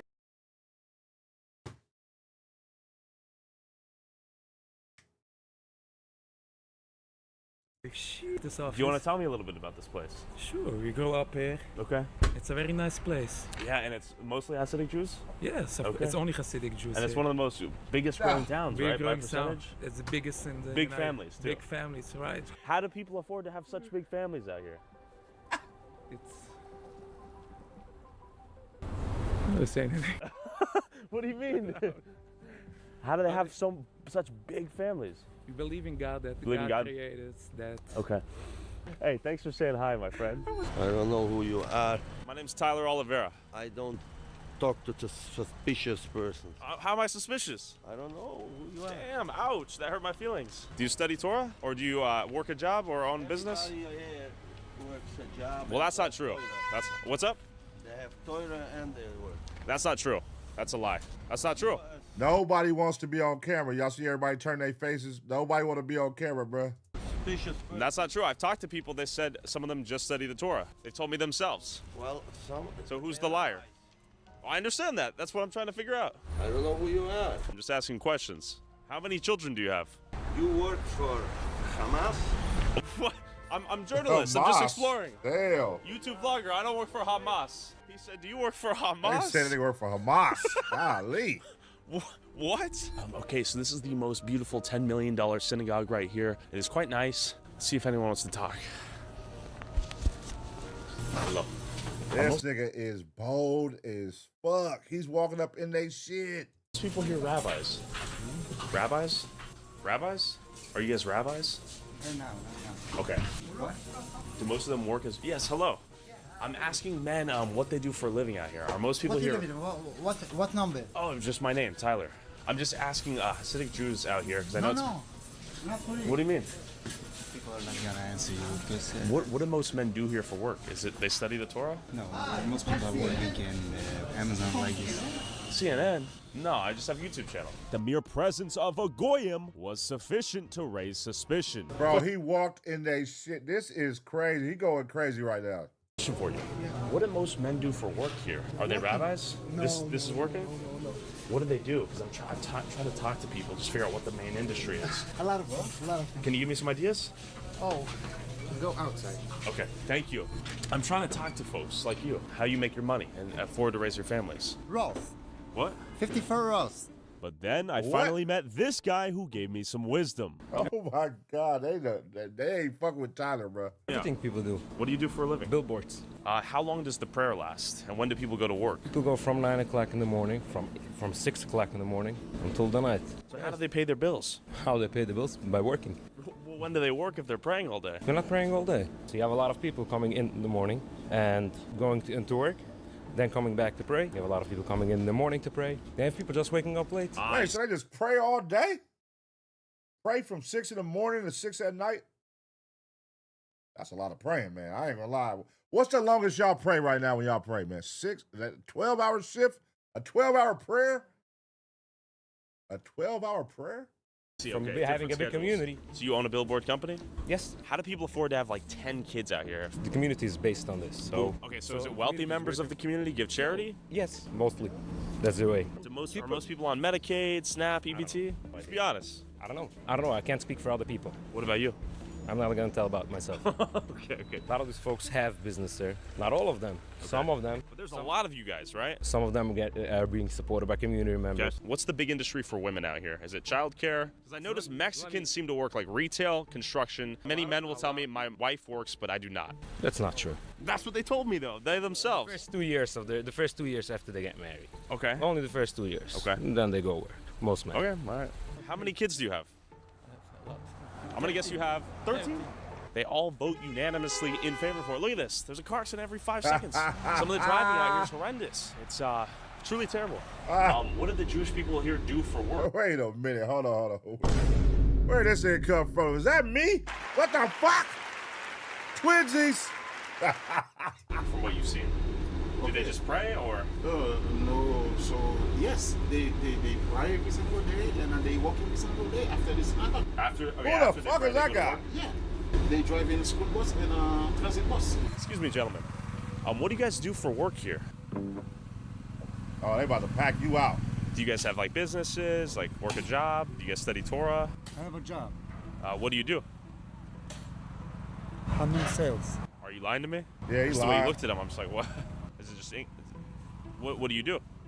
I'm doing sales. What do you sell? Food. Why do you keep looking at him? Okay. What food do you sell? Chocolates. What? I feel like I'm getting bamboozled right here. I don't understand. Yeah, so they really don't work. Nobody works. Nobody works. Everybody just pray all day. The look back there. Do most women raise their households and then they work afterwards? Some, not most. Some. Okay. Like what percentage? Half? Maybe half. Maybe half? Usually when they study, they do just that. Okay. But the ones who work study in the morning and late afternoon. To be fair, I have seen people who work bus Nigga said P-Jew. That was P-Jew driving? driver jobs. Some people doing something in the shop, sort of managing the shop. The construction and hard labor seems to be exclusively executed by the Mexicans. Excuse me, miss. Do women work and raise the kids out here? Sometimes. Do the men work or do they study the Torah? The sheer density of minivans out here is a phenomenon in and of itself. Excuse me. What do you do for a living? Okay. What do you do for work? What do you do for a living, sir? Tough scene. Excuse me. What do you do for a living? Excuse me. What do you do for work? A student. You're a student. Oh, hell no. You're old though. There we go. So you got to answer this puzzle for me then. What do people do for work out here? We do construction, we do everything. Do people spend hours praying in the synagogue and then they work afterwards? Do the women raise the kids and that's all they do, or do they work as well? They work as well. The men also raise their kids. Wow. We just don't bother nobody. Whatever a normal people is doing, Yeah. we're doing. Okay. But we're doing it mostly in the kosher way. Instead of selling to general supermarkets. I see.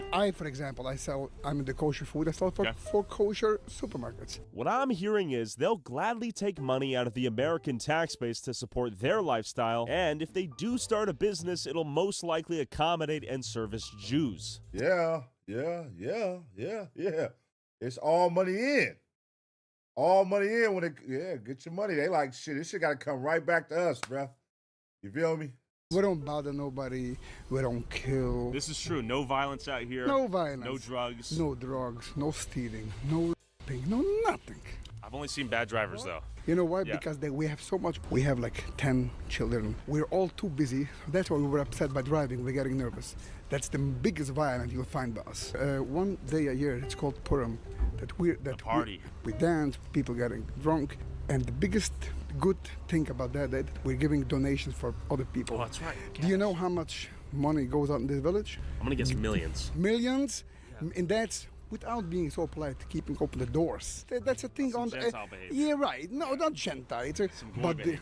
you're not going. I can see it. I'm goyim. No, you're not going. You're a Yid. Going back, you're a Yiddish kid. Okay. Are you a Yid? I'm goyim. Can you show me your license? I know that you guys don't support Zionism, or you guys don't support the Jewish state until the Messiah is here, right? Exactly. They are not the Jewish people. They are not us, and we are not them. They are not Jewish at all. The state of Israel is a secular state, same as Japanese, but they call themselves Jewish people. They don't obey no laws. They're taking out kids from the yeshiva, sending them to draft to army to fight Hamas, which they create the problem. If they would listen to the Torah, the whole war wouldn't be. How do people afford to have so many kids here? They don't afford, we help each other. He finally got somebody that's talking to his ass. Finally got somebody. About time. That nigga was getting ignored the whole video. Two groceries called Maitiv. We're giving them 50% discount. Just giving you one example. Yeah, I could get a discount too? Yes, because the store is officially made for everybody. The one thing I am curious about though is the welfare use. Both the federal or whatever the state, they're both spending equals money for other people. The only difference is over here, the money is being spent for us and our mouth to eat, and in Bronx it's being spent for the NYPD to fight. Are you on welfare? No. Do you know anyone on welfare here? I won't comment on that question. Come on. How should I answer the question? You own a shop. You own a supermarket, basically. So you would know. Give me a rough estimate if you can. No. Why not? I'm not. But why? I'm not gonna comment. Why? Oh, he up then. If he owns the supermarket and everybody up there on welfare, that nigga filthy rich. Why is that the stickler? Because I can't answer you as simple. You can give me a rough estimate though, just ballpark. What do you think? And I'm gonna guess 33%. Yes. Okay. Yes. And that's probably about on average throughout the U.S. That's not terrible. Exactly. I'm just trying to figure out how people afford to raise 10 plus kids on sometimes single income households. Wow. We don't spend so much money for each kid. Humble living. Okay. Like how many kids per family? 10, 12, 14, 15. Oof, that's huge. Damn. And how do people afford to have such big families out here? Well, how are they living though? Like the majority of them out there, how many rooms? Like 17 kids a household, 10 kids. How many rooms y'all got? What's the average? You know what I mean? Out there in the city. 'Cause what the fuck? 17. Working. Working? Like, what do people do for work out here? What to do? Brokerage. Brokerage? Construction. Okay. Teaching in school. Okay, teaching, school, construction. What percentage of people do you think are on welfare, Medicaid? A lot? A lot of people. Big people. Okay. Okay. What do they do? What I do? Yeah. What do you do for work? I'm a student. Student? Okay. So nobody fucking works. And they train to all say, I'm a student. Everybody said they're a student. Even the old man, I'm a student. Like, hey, if anybody come around here asking, we students. Nigga. But hey, go have kids though. Not one, not two, not three. Go have 17 kids. And we're gonna run this up. I got to play. I know how we gonna do it. Y'all good. Like what is that about though? Like, yeah, keep having kids, don't go to work. And we gonna create these organizations where all money in, where everything's gonna come back to us, like the Cars for Kids. Y'all do y'all research on that. The Cars for Kids organization, all the money's gonna profit us, only the Jews. Them niggas, we gotta do a deep dive on the Cars for Kids, man. How old are you? Okay, it's very late to me. I see. Thank you. Would you like to be interviewed? I know can professional English, so. You speak English? Any English? No? Okay. Tough to find someone that speaks English out here. It's tough to find anyone besides the Mexicans out here at work. These guys are looking at their phones half the time too. I'm a little bit confused. And why is everyone on the flip phone? Are they actually speaking to someone? Like, are you actually on the phone with someone? Yes. Oh, you are? Okay. Some people I hear are on the radios. Could be. Okay. Pregunta. Este ciudad, Jews? Yes. Solo? Yes, only the Jews. And las personas Hispanic trabaja por construcción? Yes. Jews trabaja en construcción aquí o no? Only the Hispanics. Hispanics? Okay. Thank you, my friend. Okay, so You gonna get that nigga fired, man. this is sort of a well-known fact, but it's good to hear from him that the Hispanics are working the construction out here and the Jews are living here. You work in the medical industry. Yes. And you help someone who's elderly or Well, it's for pediatrics. pediatrics. It's a private office for Dr. Wurzberger. Okay, I've noticed that seemingly only Hispanics are out here working. Yes. And I have not seen many of the Jewish people here working. Yeah. And they taking the credit. They're like, we do the construction. Yeah, we do construction. But see, he about to get bruh fired. That nigga just spilled the beans that only the Mexicans is doing construction out there. They gonna get rid of him. When this video when does this video come out? They gonna get rid of that nigga. Do you know what's going on there? That I don't know, but we do have a few coworkers also that are Jewish. But I have noticed that also. I'm trying to figure out how you guys afford to have so many kids, though. I mean, I see all these Mexican workers, too. Personally, Yeah. I'm struggling. You're struggling? Yeah. It's not easy. Most of the people I know are struggling. Are most people who have this amount of kids on forms of welfare, like SNAP, Medicaid, housing assistance, that sort of thing? A lot of people. I'm not. Yeah. I can't talk for others, and I don't know. Do you think have because I mean, yeah, for sure they are eligible for like tax credits for the kids, right? Yeah, they're eligible more for whatever, for low income, whatever you want. Yeah. Because you have that many kids. Like Section 8 waivers for stuff like this? Something like. Yeah. So, do most people work jobs out here, or is it kind of just raising their kids? As far as I know, yes. I mean, the woman will raise her kids, and most of the men will work. And the women raise the kids full time? Most of them. There are some women who will work part time, or less women yeah. work full time. But it's very hard to work when you have kids. Right. I will say this. I'm not mad at what they're doing, right? Because just think about this. Would you be mad if it was you and all your people? You and all your people, y'all came with a play where, look, we can have our own community. It's going to be only us. You know what I'm saying? We good. Nigga, we going to have this race come and build all our shit. We got the money to fund everything, and y'all can raise y'all family, raise y'all kids, and do it up. You know what I'm saying? At the cost of living out here, we good. The government gonna pay for everything. And y'all gonna get paid. Y'all gonna have EBT. Y'all gonna have welfare. Everything y'all want. Taxes gonna go crazy because y'all got 17 kids. We got y'all. Let's just do it up. Come on out here. Are you doing it? Are you mad at that, though? Like, hey, man, shit. It don't look like they mad at it. They like, shit, we good. We well off. Somebody came up with this. My great-great-great-grandfather came up with this play, and we've been running ever since. Move here as a non-Hasidic Jew? Would I be able to, though? That's my real question, because I've heard it's practically impossible. It's not true. It's not true? No. Nobody can stop you. You're not going to be comfortable. I get that, but would someone actually rent or sell me a house out here as a non-Hasidic Jew? Unlikely, right? It's not unlikely. I mean, unlikely maybe. I can't. Okay. I don't own a house. Sure. To rent you to ask you this question. Yeah. But the point is that everybody lives wherever they want to. Sure. Like the same as I live here. Nobody told me, hey, you have to live here. I live here because I want to live here. Correct? Yeah, that makes sense. If a secular guy is going to move in, he's going to be uncomfortable. Nigga, that's really a cold play when you break this shit down. Because they milking Section 8. So look, boom, we going to buy this shit. Only we live out here. We going to own the buildings. And then when y'all I'm going to get y'all the spots through Section 8. So boom, we going to make the money. 9 times out of 10, you my nephew, nigga, we got 17 kids every household. So nigga, oh man, we milking this motherfucker. All the Section 8 money is coming back to us. You know what I'm saying? We the only ones can live here. We ain't letting no outsiders in. Everything taken care of. Nigga, we need something built, we gonna outsource. That's the only reason they can come over here. Outsource, boom. Other than that, we funneling all the money through the government, nigga. We getting everything possible. Section 8, welfare, EBT, everything, nigga, child support, whatever the fuck. We milking everything, nigga. And we own everything. Sheesh. That's not bad. I don't want my kids should play in the house of a secular guy, because the reason why I want to live here because I want to be religious. I see. I want my kids should be religious. Sure.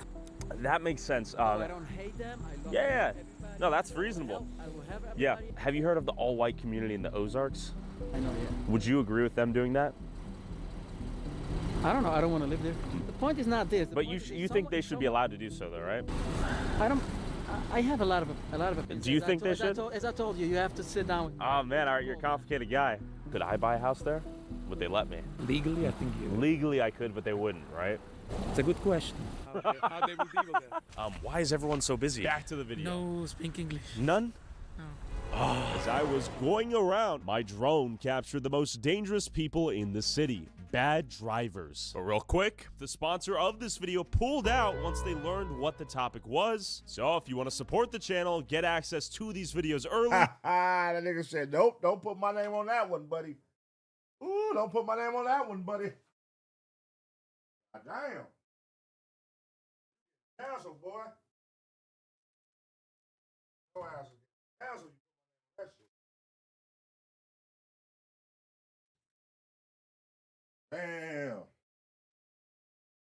Damn. I just go get my little snack.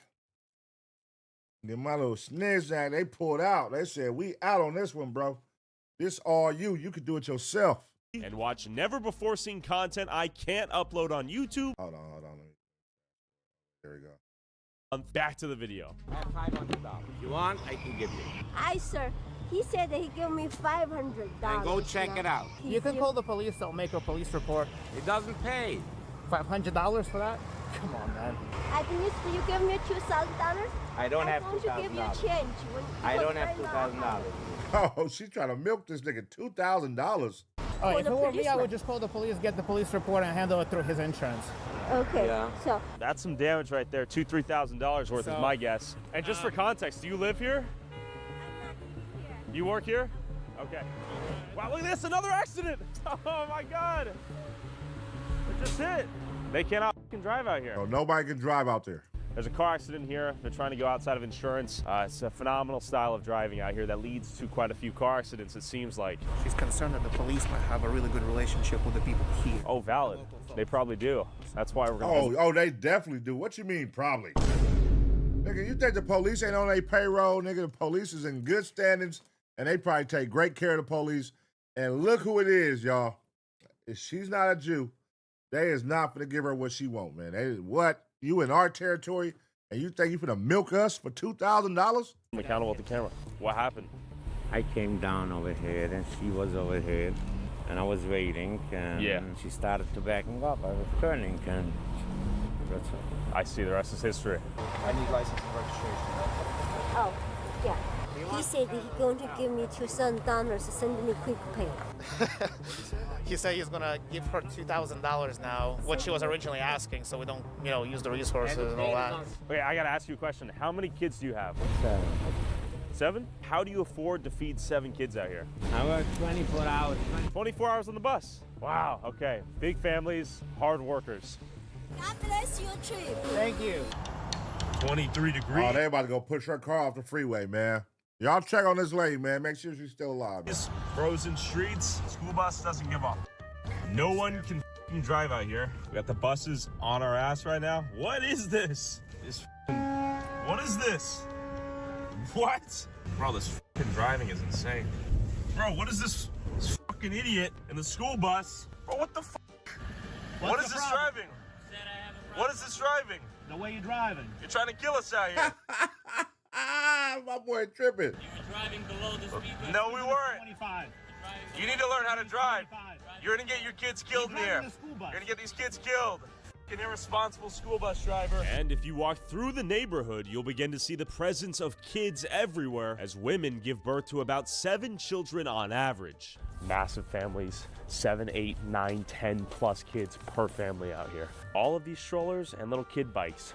Another one. Tons of kids, and then a school bus for those kids.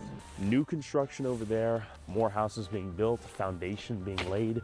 Some of these houses are quite nice. I imagine there are massive families inside them. All these motherfuckers look nice, and they just keep building more. The more they have kids, the more income come in, the more they can expand. They just expanding, expanding, expanding. 1, 2, 3, 4, 5, 6, 7, 8, 9, 10, 11, 12, 13, 14 wheeled toys for the kids. Can I ask you, how large is your family? 1.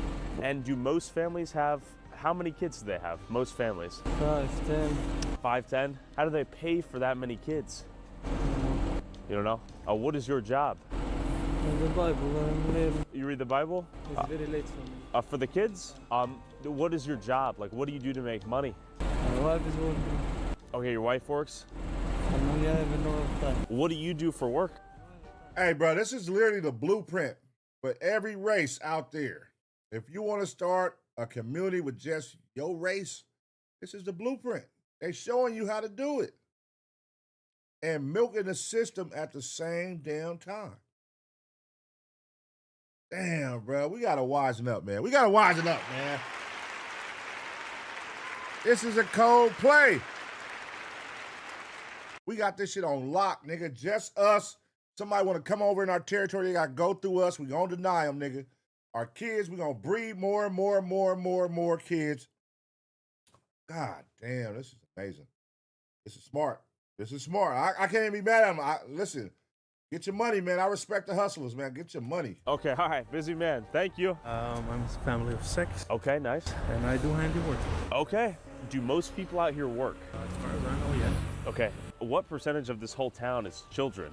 Maybe like half? No, more than half. More than half? Yeah, because if you can have like 15 children in a family, automatically it's much more than half. And last question for you. Are most families out here on any form of welfare, like Section 8, SNAP, Medicaid, housing assistance? Most families? Yeah. I wouldn't say so, not as far as I know. Are you?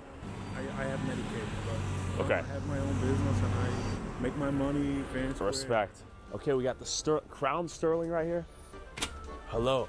Can I interview as a local business owner? I'm trying to ask people about their business out here and how life is in Kiryas-Yol. Which kind of stores do you take? I just want to interview anyone who owns a store out here. Where is it going? On YouTube. It's working now? Yeah. Excuse me. No? Okay. Oh, man. Okay, so you don't want to be interviewed. Wait a minute. Was that a... Never mind. Delete this file. I cannot delete it, but I will walk away. Are you sure you don't want to be interviewed? I can sue you. You can sue me? What? You went from this to this? You went nuclear. What? He's gonna sue me? Come on now. Look at this driving. My God. This terrible driving skill is a testament to the dense population. My God.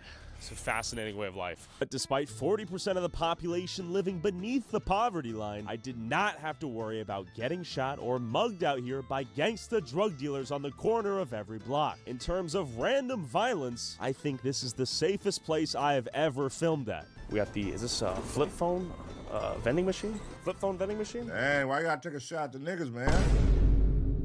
Dang, Tyler, why you gotta take a shot at us? Bro, I know you was talking about the niggas. Dang.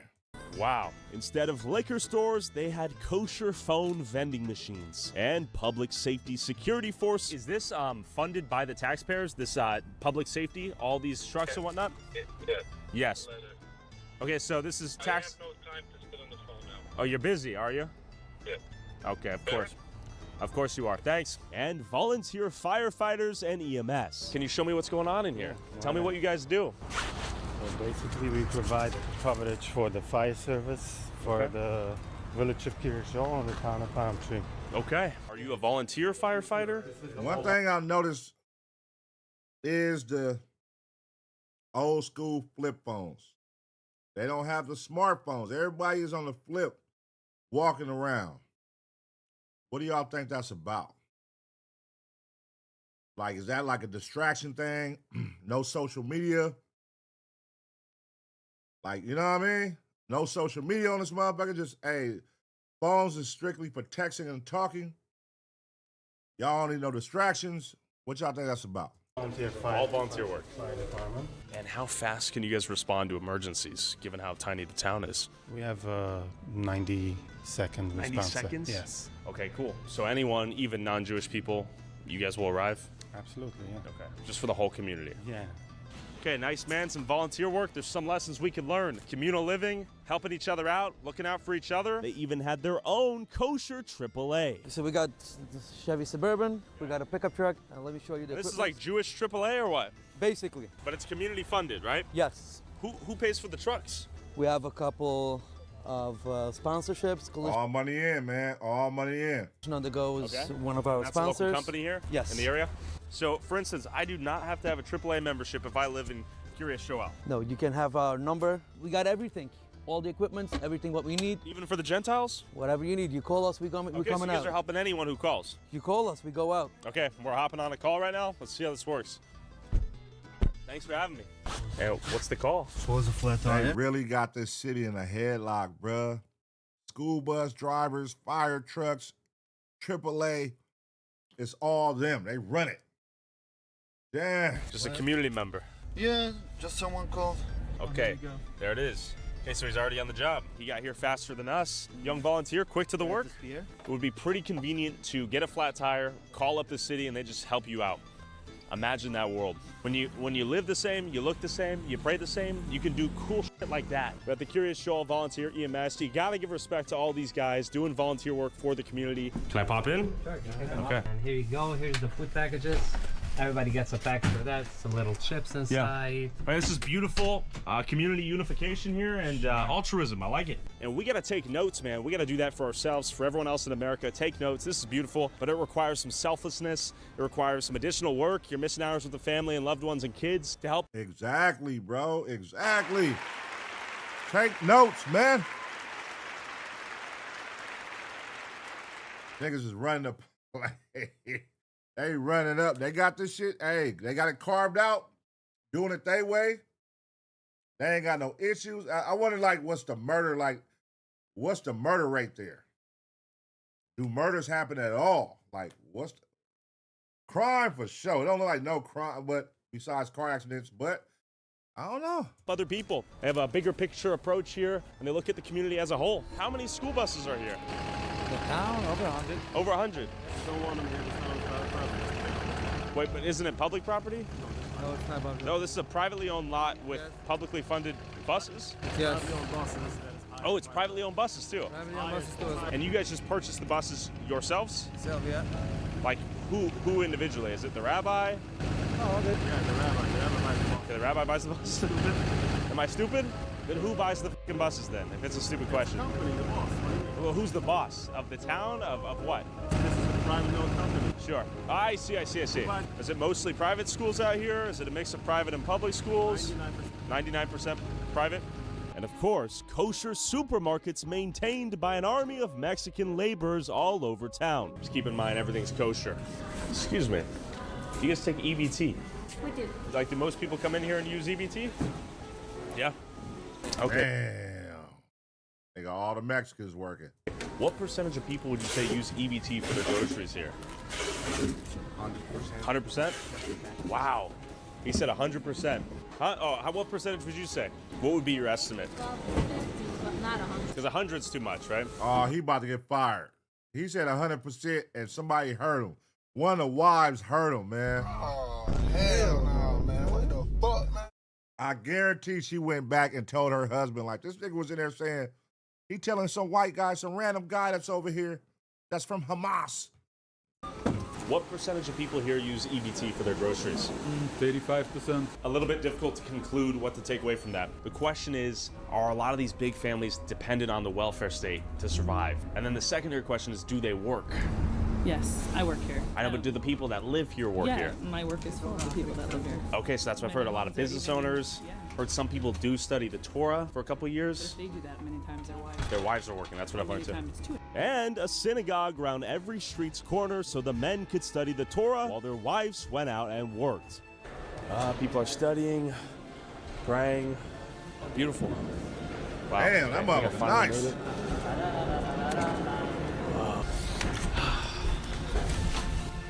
Synagogue? Synagogue? Okay. Let's just say hi. It's a synagogue. Can I see it? Thank you. No, hey, bro, this thing is bold. Oh, he's just walking up in that shit.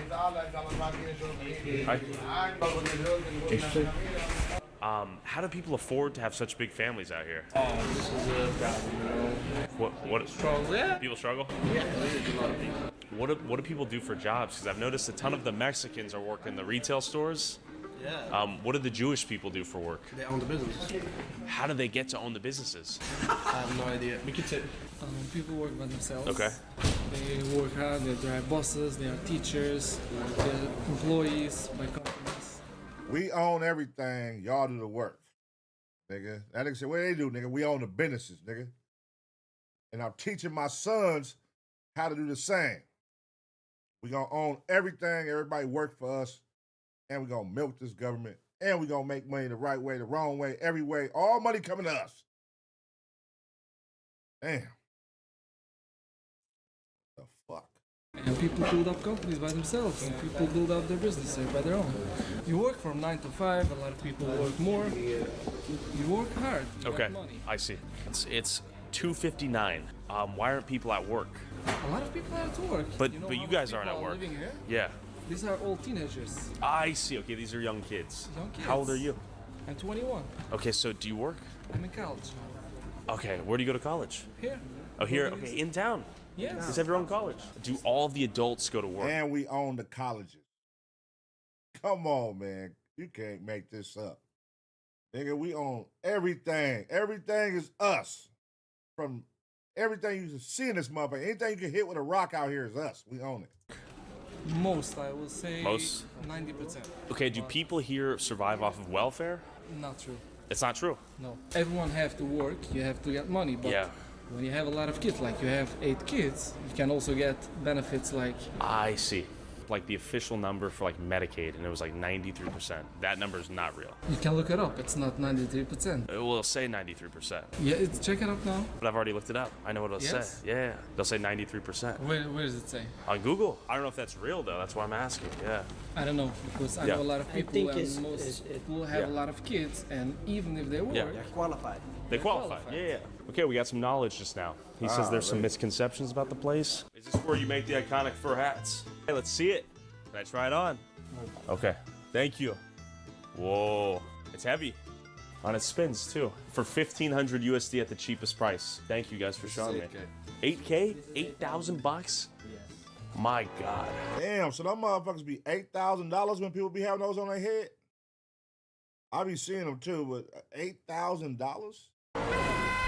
As I was interviewing people, this dude tried to revoke my cameraman's First Amendment right to film him on a public sidewalk. It is a struggle getting B-roll out here. Hey, it's illegal. It isn't. What? It isn't. Hello. Howdy. What is the pictures about? Just feel like filming. Filming what? Just everything. What do you mean everything? Why are you recording here? Because I feel like it. Why? Because I feel like it. For whom are you recording it? Because I feel like it. And where will you post it? I don't know, wherever my heart desires. You took pictures of me personally. I'm happy. And I You look want to beautiful. know. Oh, look, he walking up. Here he come. I know where you're gonna post it. Everywhere. Because I don't want to be. I'm sorry. You walked into my shot, so. No. I was before across the street and you It's pointed okay. the camera on me. It's not a big deal. You in public. And then we begin Flip phone. He done called one of the goddamn enforcers to come out. debating as to whether or not Curious Joel took out more money from the system than it gave back. Why do you think that most people have your welfare? The more kids you have, the more money you'd get if you're in those programs. It's not because people are defrauding. When you have larger families, you're automatically, you can qualify in a bigger percentage. 100%. Take out statistic and say, oh, this person has 6 kids. Look how much grants they receive from the government. But if you look at their expenses, then you see it's a different ball game. It just gives you, helps you to survive. It pushes through. How much money Curious Joel community saves for the state and the federal government by the fact that we have private schools. We have big business people that pay taxes and they contribute a lot. We have a lot of charity that's helping out people, and also the fact that we study Torah, which in big part includes you should be honest and stay away from crime. So thank God that the crime rate is very low. So that also saves a lot of money from police enforcement and from jails. But I noticed you guys have that private security, which is taxpayer funded, right? But that's paid from our taxes. It's the village. Assuming you pay taxes though, right? Do you think someone here doesn't pay property tax? Yeah, for sure. Renters. I'm a renter.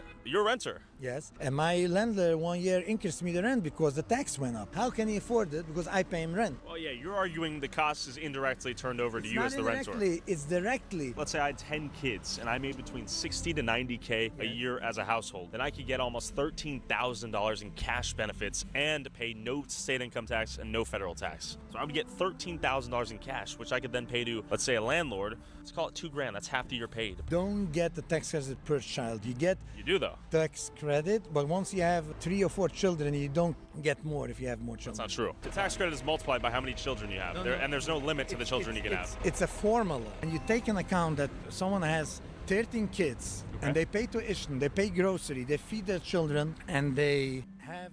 I'm arguing a lot of the taxpayers are paying for their children in the form of SNAP, EBT, and healthcare in the form of Medicaid. I got it, and I want to answer you. Yeah. Now, you make this budget, figure out how much this costs, and now you say that you call a cash benefit a tax return of benefit of $13,000. This doesn't cover 10 children. It's just a help. Well, when you supplement that with the healthcare is covered via Medicaid, you have SNAP and EBT that helps cover groceries, if not the full amount for the groceries. Have SNAP, the SNAP maybe would give Hey, milking them, bro.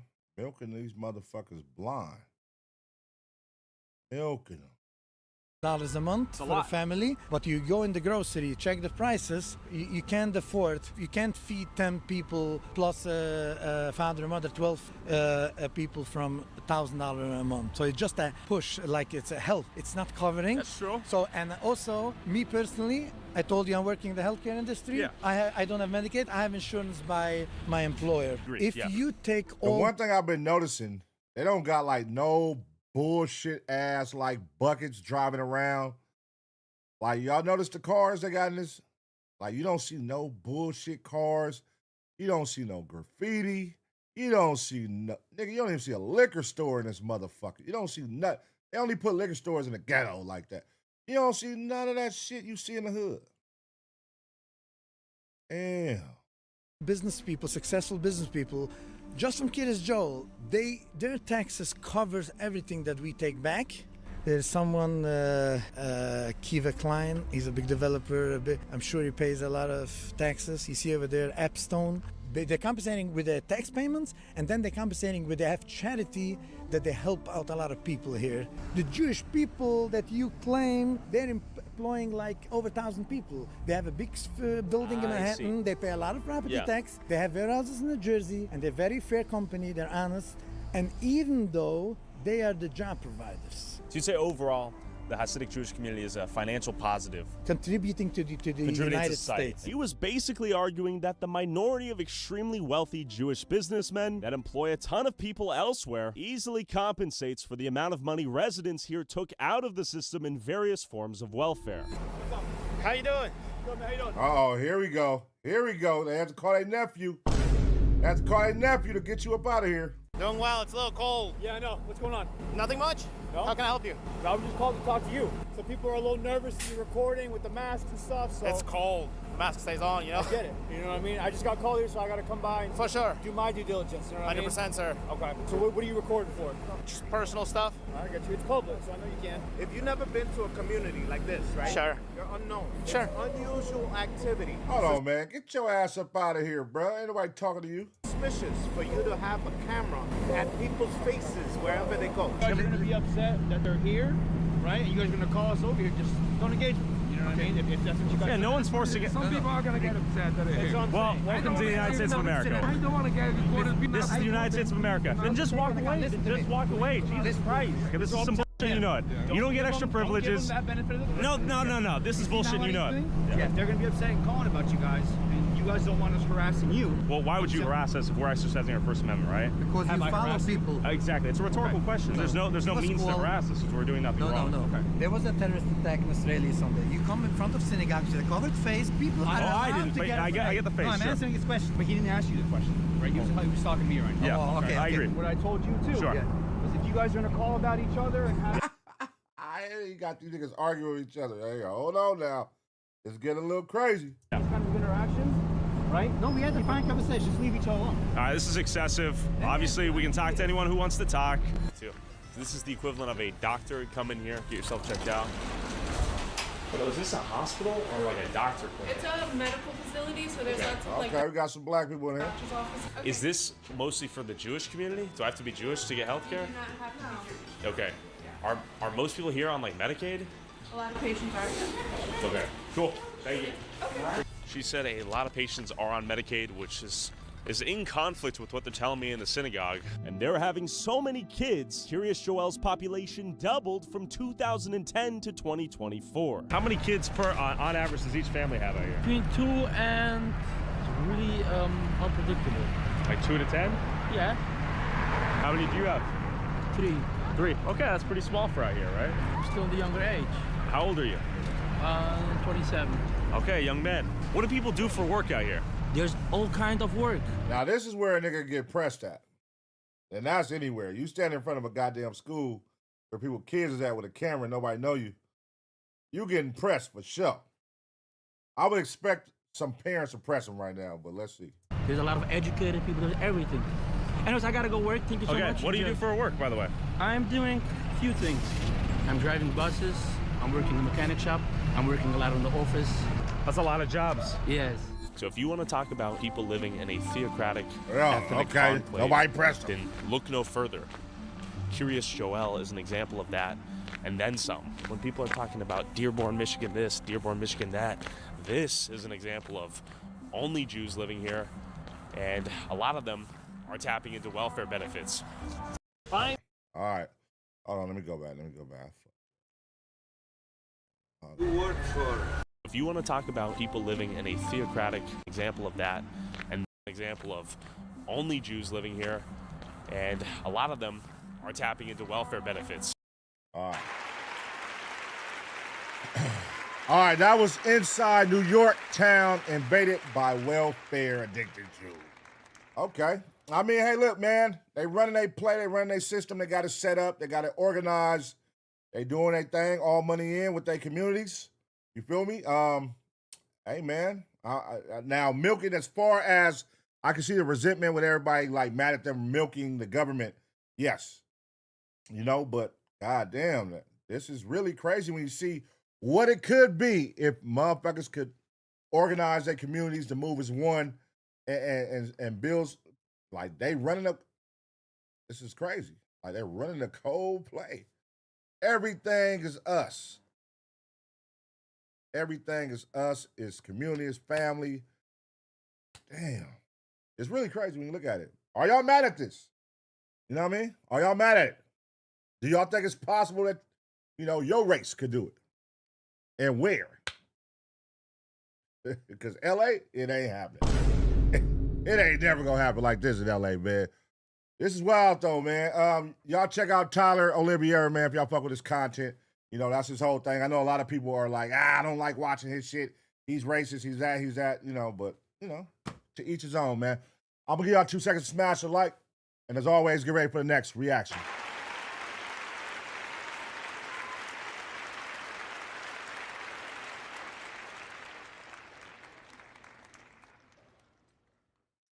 Damn, that shit is really crazy, bro. Like, these niggas really got that shit on lock. On lock. On fucking lock, bro. All right, hold on, y'all. Let me see something. The whole neighborhood turns toxic couple after this. U.S. Special Agent shot on robbery. I'm going to save law and crime for the mall. I was going to see if it was one I'll watch right now, though. If not. Wait, oh, no, I had one, huh? Hold on, wait, I had one. This one right here. Let me watch this one right here. Nope. All right, let's watch a law and crime real quick. All right. Your boyfriend lights your house on fire.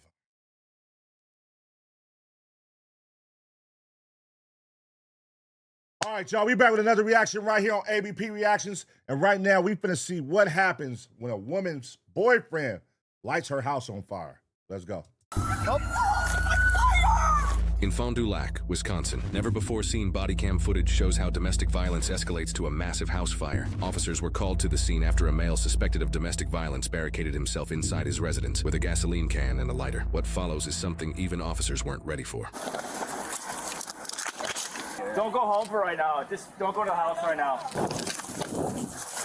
We're trying to get a hold of the unit tenant. We're going to try to figure this out here, okay? I just don't want you to go in the house. Just give us a second. We'll try to figure out what's going on, and then... When you came home, what was the argument about? You wanted him gone and he didn't want to leave, correct? He did not dial it down when I came over. What was he saying?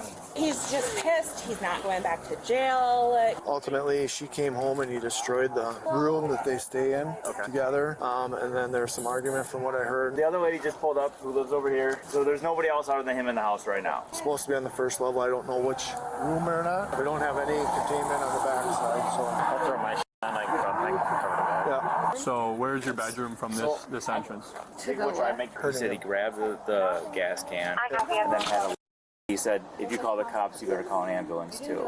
Bedroom is They about to burn that motherfucker down. directly in and to the left, and that's where he should be. Show me. You want to come out here and talk to us? He just got it right away. What's his name? Mikhail. Mikhail.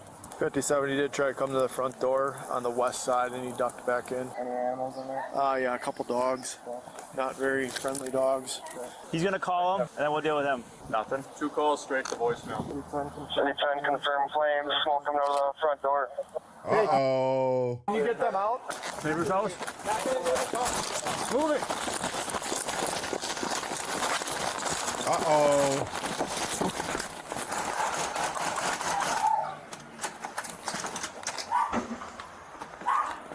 Sound like police! Want me out? Get out of the house right now. Come to me now. Move, move. Is there anyone else in the house? Let's go, let's go, go, go, go, go. Keep going, keep going, keep going. Over here. Go, go, go, go. You guys, stay over here by the squads. Hey, where the fuck is the fire truck? They can get the fire truck over there. They told you ahead of time he was going to burn a house. Front door. Get down on the ground! Get on the ground! Move. Move. Hold fire up! Hold fire up! Hold fire up! Get down on the ground! Nope. Get him over here. Come here! Get together. Come here! Get together. Would you like for traffic control? Come to the sound of the voice. Come to the sound of the voice, bro. Oh, he tripping. Look, he tripping. He on his rebel shit, nigga. He flipping them niggas off like Tupac. Provo, to your left. Hands up. Put your hands up. Hands up, buddy. Hands up. Hands up. Hands up. More defense. Hands up. Captain, by us. Oh, yeah, something off with this nigga. They about to dust this nigga off. Is there a good way to get over to him or no? No, we got the fence. Hey, you guys gotta get out of there! Hey! You guys gotta get out of there! You gotta get out, buddy, out! Get out! Move! Look at these slow ass firemen. Bro, hurry the fuck up. Y'all could have been put this shit out. He's got a big cut on his neck. Oh, man. You gotta come over here so we can help you, buddy. Come over here so we can help you. You gotta come over here. Hey, if you have a 40. Light him up. Light him up. Help. Hold on. Stay together, guys. Stay together. We gotta get those dogs. Bro, the firemen still ain't doing shit, man. What the hell is going on? What is y'all purpose of being there? Man, we need you back! Come back here! Come here! Oh my God! Did you guys shoot? Here. Here, Rob. Here, hey! Here. Go, go!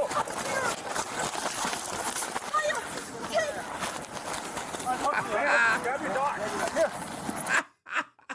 Disrespectful ass motherfucking dog. No. Give that to them. Man, that house gone.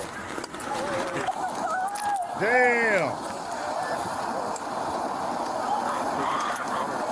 Let's get some. Wait, is the dude still in the house? Oh, hold on. Listen, man. Fuck that. I would have got my cars out the driveway. It's 3 cars in the driveway. Where the people at? I would have moved my cars at least. God damn. Cover, guys. We got cover. You gotta get some cover. Well, here. You two stay together then. You got no rifle.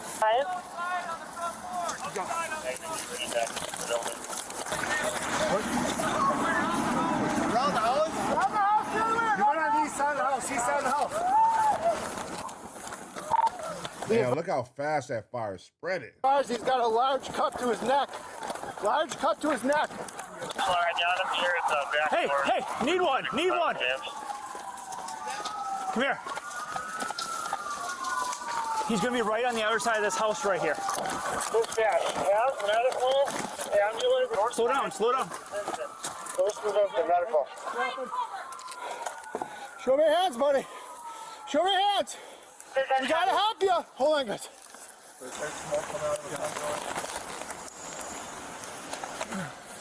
We gotta help help you, bud. We gotta help you, buddy. Kyle, we gotta help you, bud. Get down on the ground for us. Get on the ground so we can help you.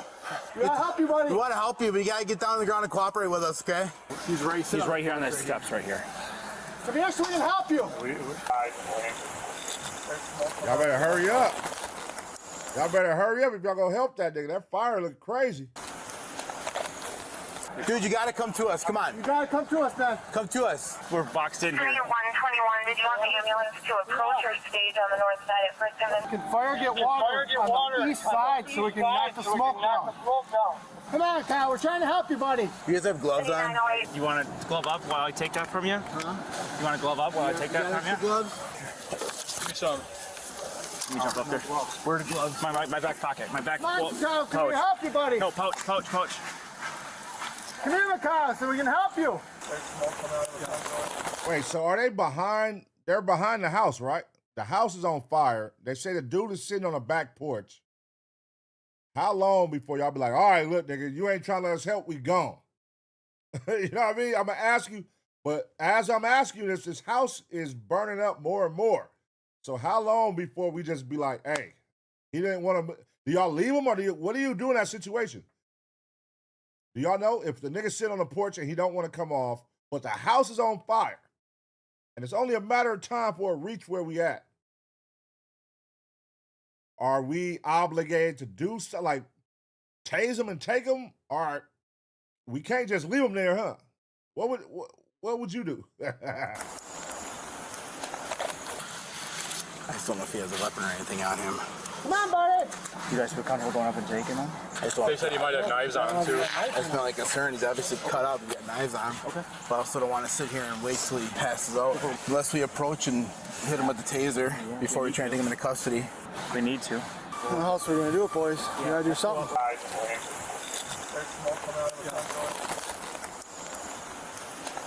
Let's go up with a taser. If he doesn't cooperate, we'll tase him. We'll take him into custody and we'll drag his ass out of there. Okay, there we go. Okay, because I'm like, I don't think we can just leave him. We got to do something. But so they're going to tase his ass. Okay. Found lethal. All right, let's go. And let's get a county squad, 1 block east of our location on 2nd Street. Come here, buddy. So we help you. Hold on. Don't move. Come here. Don't move. Don't do anything. Get on your stomach. Get on your stomach. So we can help you, buddy. Lay down so we can help you. Come on. It's time for some zappity zap. Time for some taser action, y'all. Yes, Sirski. Zap this nigga. Come on, get down your ground. Come on. Down on the ground. On the ground, bud. Stop Good. him. Come on. On the ground. Come on the ground. On the ground. On the ground. On the ground. On the ground. Oh. Get on your back. Get on your back. Get on your back. Get on your back, buddy. Hand me on your back. Oh. I fucked up.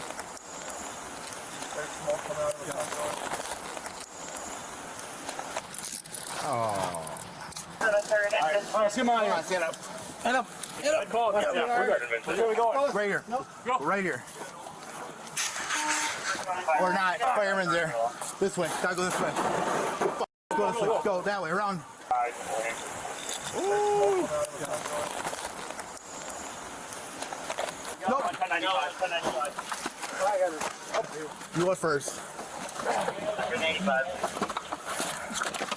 Need the ambulance right on the west side. Large come to the either not. I copy 195. We'll get the ambulance approaching.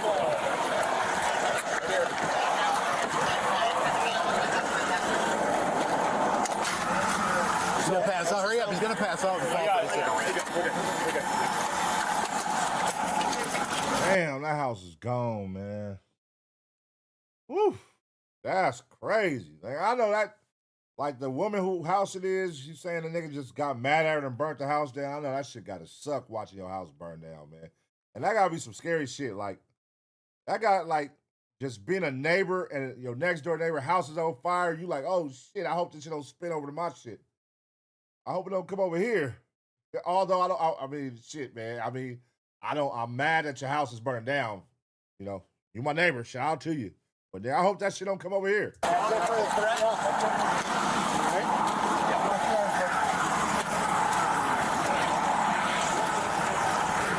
weapons. You got any weapons on you, buddy? I don't feel anything or see anything. Stop there. Get back. Guys. Stay back, son of a please. bitch.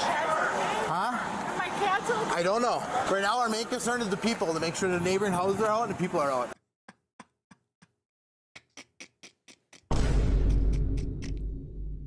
Are my cats okay?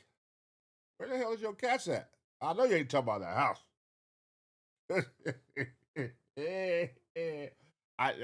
Lady, look at the house. If your cats is in that house, I'll be the one to answer for you. Motherfuckers is fried lamb chops right now. They gone. That's our main concern right now, okay? And now that we got them in custody and everything's safe, they can work on getting the fire out, okay? Shoot him? Huh? Did you shoot him? No. Good? Yeah, good. We're gonna need somebody in the ambulance. Do you have enough room for some? Yes. Vance. Can you get the cover? Yep, I'm working on it. They're gonna see the domestic. Hold on. Appears to have a laceration in the neck as well. He's not conscious. Adequate respiration. He's adequately breathing. How big of a laceration on it? Big. Sorry. He's got some charring to the nose, but no other obvious burns. We were less than a minute away, so we decided to just come right here. Yep. He is breathing adequately, but he's been not conscious for the whole time. 1, 2, 3. Anesthesia down here? Yes. Officer, do you have a name or anything? Mikhail something, I don't know. I'm full of blood here. Hold on a second. I can smell it. Were you in the house? We're right next to it. Yeah. You doing all right? Mikhail. So they got into an argument today. He grabbed a gas can and a lighter. So what are you going to do with that? And ran back in the house. We had to kind of stand off with him for about 10-15 minutes. Then all of a sudden the house started on fire. He came out like that, then kind of played chicken with us at the fence. Then went to the back of the house. We ended up grabbing him in the back of the house right before the fire took over. You're okay. The suspect, Mikhail, survived after being treated for his significant injuries at the hospital. In Yeah, addition, I want to see how much time he get in jail for this. Like, nigga, what? reports indicate a community service officer who was helping to block off the street was also sent to the hospital for smoke inhalation and was later released in stable condition. The fire was extinguished by the fire department, and while the residence was not deemed a total loss, it suffered significant structural and interior damage. The house was a duplex, and the upper unit tenants suffered extreme losses due to the fire, including— Oh, wait a minute. Hold on. So, nigga, this ain't even... Hold on. So you burnt somebody else's shit? I thought it was just their house, him and his girl. So, nigga, you done burnt the neighbor house, too. We sharing this motherfucker. Oh, you cold. Many valuables and one of her cats due to smoke inhalation. The dogs owned by Mikhail and the female he lived there with both made it out safely. Mikhail was later charged with felony arson of a building without the owner's consent, 3 counts of felony bail jumping, 2 counts of battery with a domestic abuse modifier, disorderly conduct with a domestic abuse modifier, felony criminal damage to property over $2,500, felony mistreatment of animals, and resisting obstructing. He took a plea deal, pleading no contest to arson and 1 count of bail jumping while all other charges were dismissed. He was sentenced to 8.5 years in prison and 11.5 years of extended supervision. He was— God damn. Oh, shit. 8 years and 11 years supervision? Shit. also ordered to pay $8,284 in restitution. At this layer, fire crews can't fully move until that threat is controlled. So officers are balancing 2 things at once: a human being in crisis and a structure turning into a hazard zone. Now, in the United States, a fire is reported somewhere every 23 seconds, and a home fire happens about every minute and a half. That means while you're watching this, another one is already starting. This was more than just resistance. This was escalation that spread beyond control. Because the truth is, when someone decides to burn everything down, it's never just their life that turns to ashes. It's the people around them that had nothing to do with it. Damn, man. I feel sorry for the neighbor. The person in the other unit, man. God damn, you done burnt my shit down because you and your girl get into it? That's crazy. Everybody, animals over here, they can't find the animals. All this shit. 8 years, y'all. 8 years. Is that enough time or is that too much time? What do y'all think, man? A lot could have went wrong. A lot could have went wrong. What's to say somebody wasn't, sleeping in the other unit, man? They fresh off work, tired, sleeping, and this nigga done burnt they shit down. You know what I mean? A lot could have went wrong there. 8 years. What y'all think, man? That's bad. Have any of y'all ever had to go through that, like a house fire? Have any of y'all lost like y'all house to a fire before? That gotta be a terrible feeling, man. I hope none of y'all have to experience that. That gotta be a terrible feeling. to be like sitting right there and just watching your whole house burn, and everybody in the neighborhood is out. Everybody on the block just looking at you, just sitting there like, damn, all my shit gone. Damn, that's crazy, man. But let me know what y'all think about the situation. I'll give y'all 2 seconds to smash a like. And as always, get ready for the next reaction.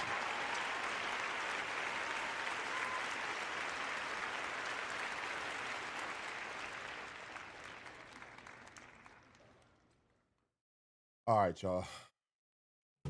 That's enough for me tonight, man. I'm going to get up off this motherfucker one time for the one time. Shout out to the Taser gang, man. Appreciate y'all.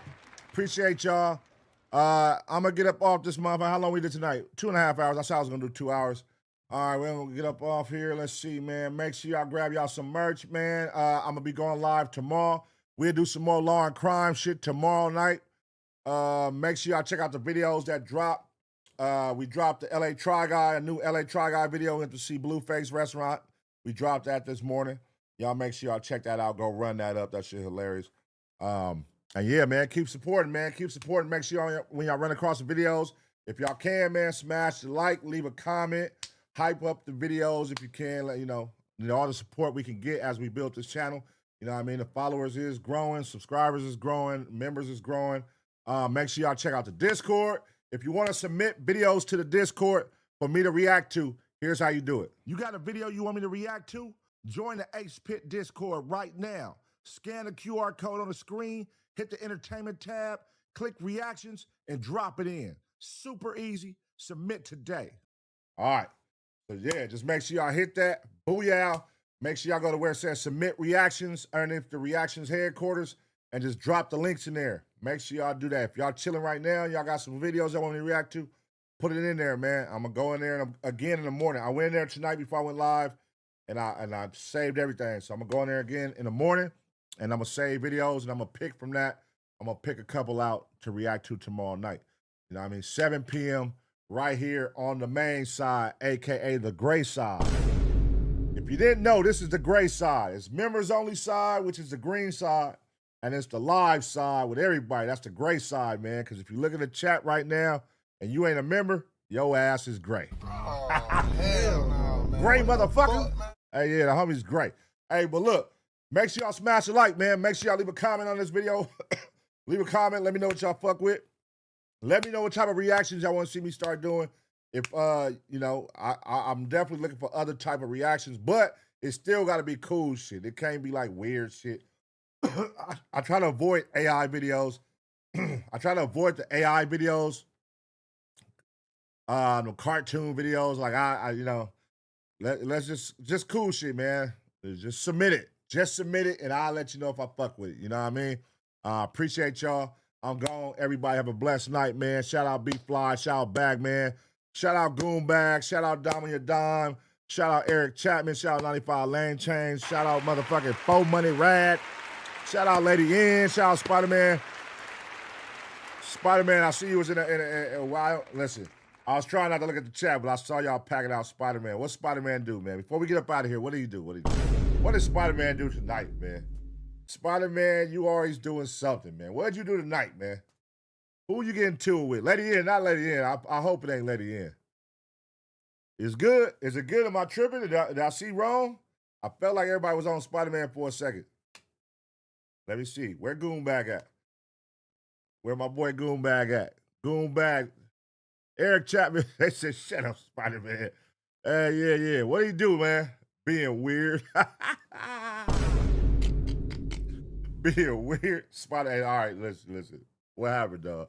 Just woke up. What up, PU? Shout out Johnny Marquez. Shout out to you, man. Top of the morning, wherever you at, or wherever time it is, nigga. Let's see. Spider-Man said, bro, I didn't do anything, man. Me and Lady N good. Okay. Lady N, confirm it, please, before we get up out of here. Is it good? Regular trolls was 3 trolls. Oh, you got some trolls on your ass? Oh, she said me and Spider good. Okay, Lady N.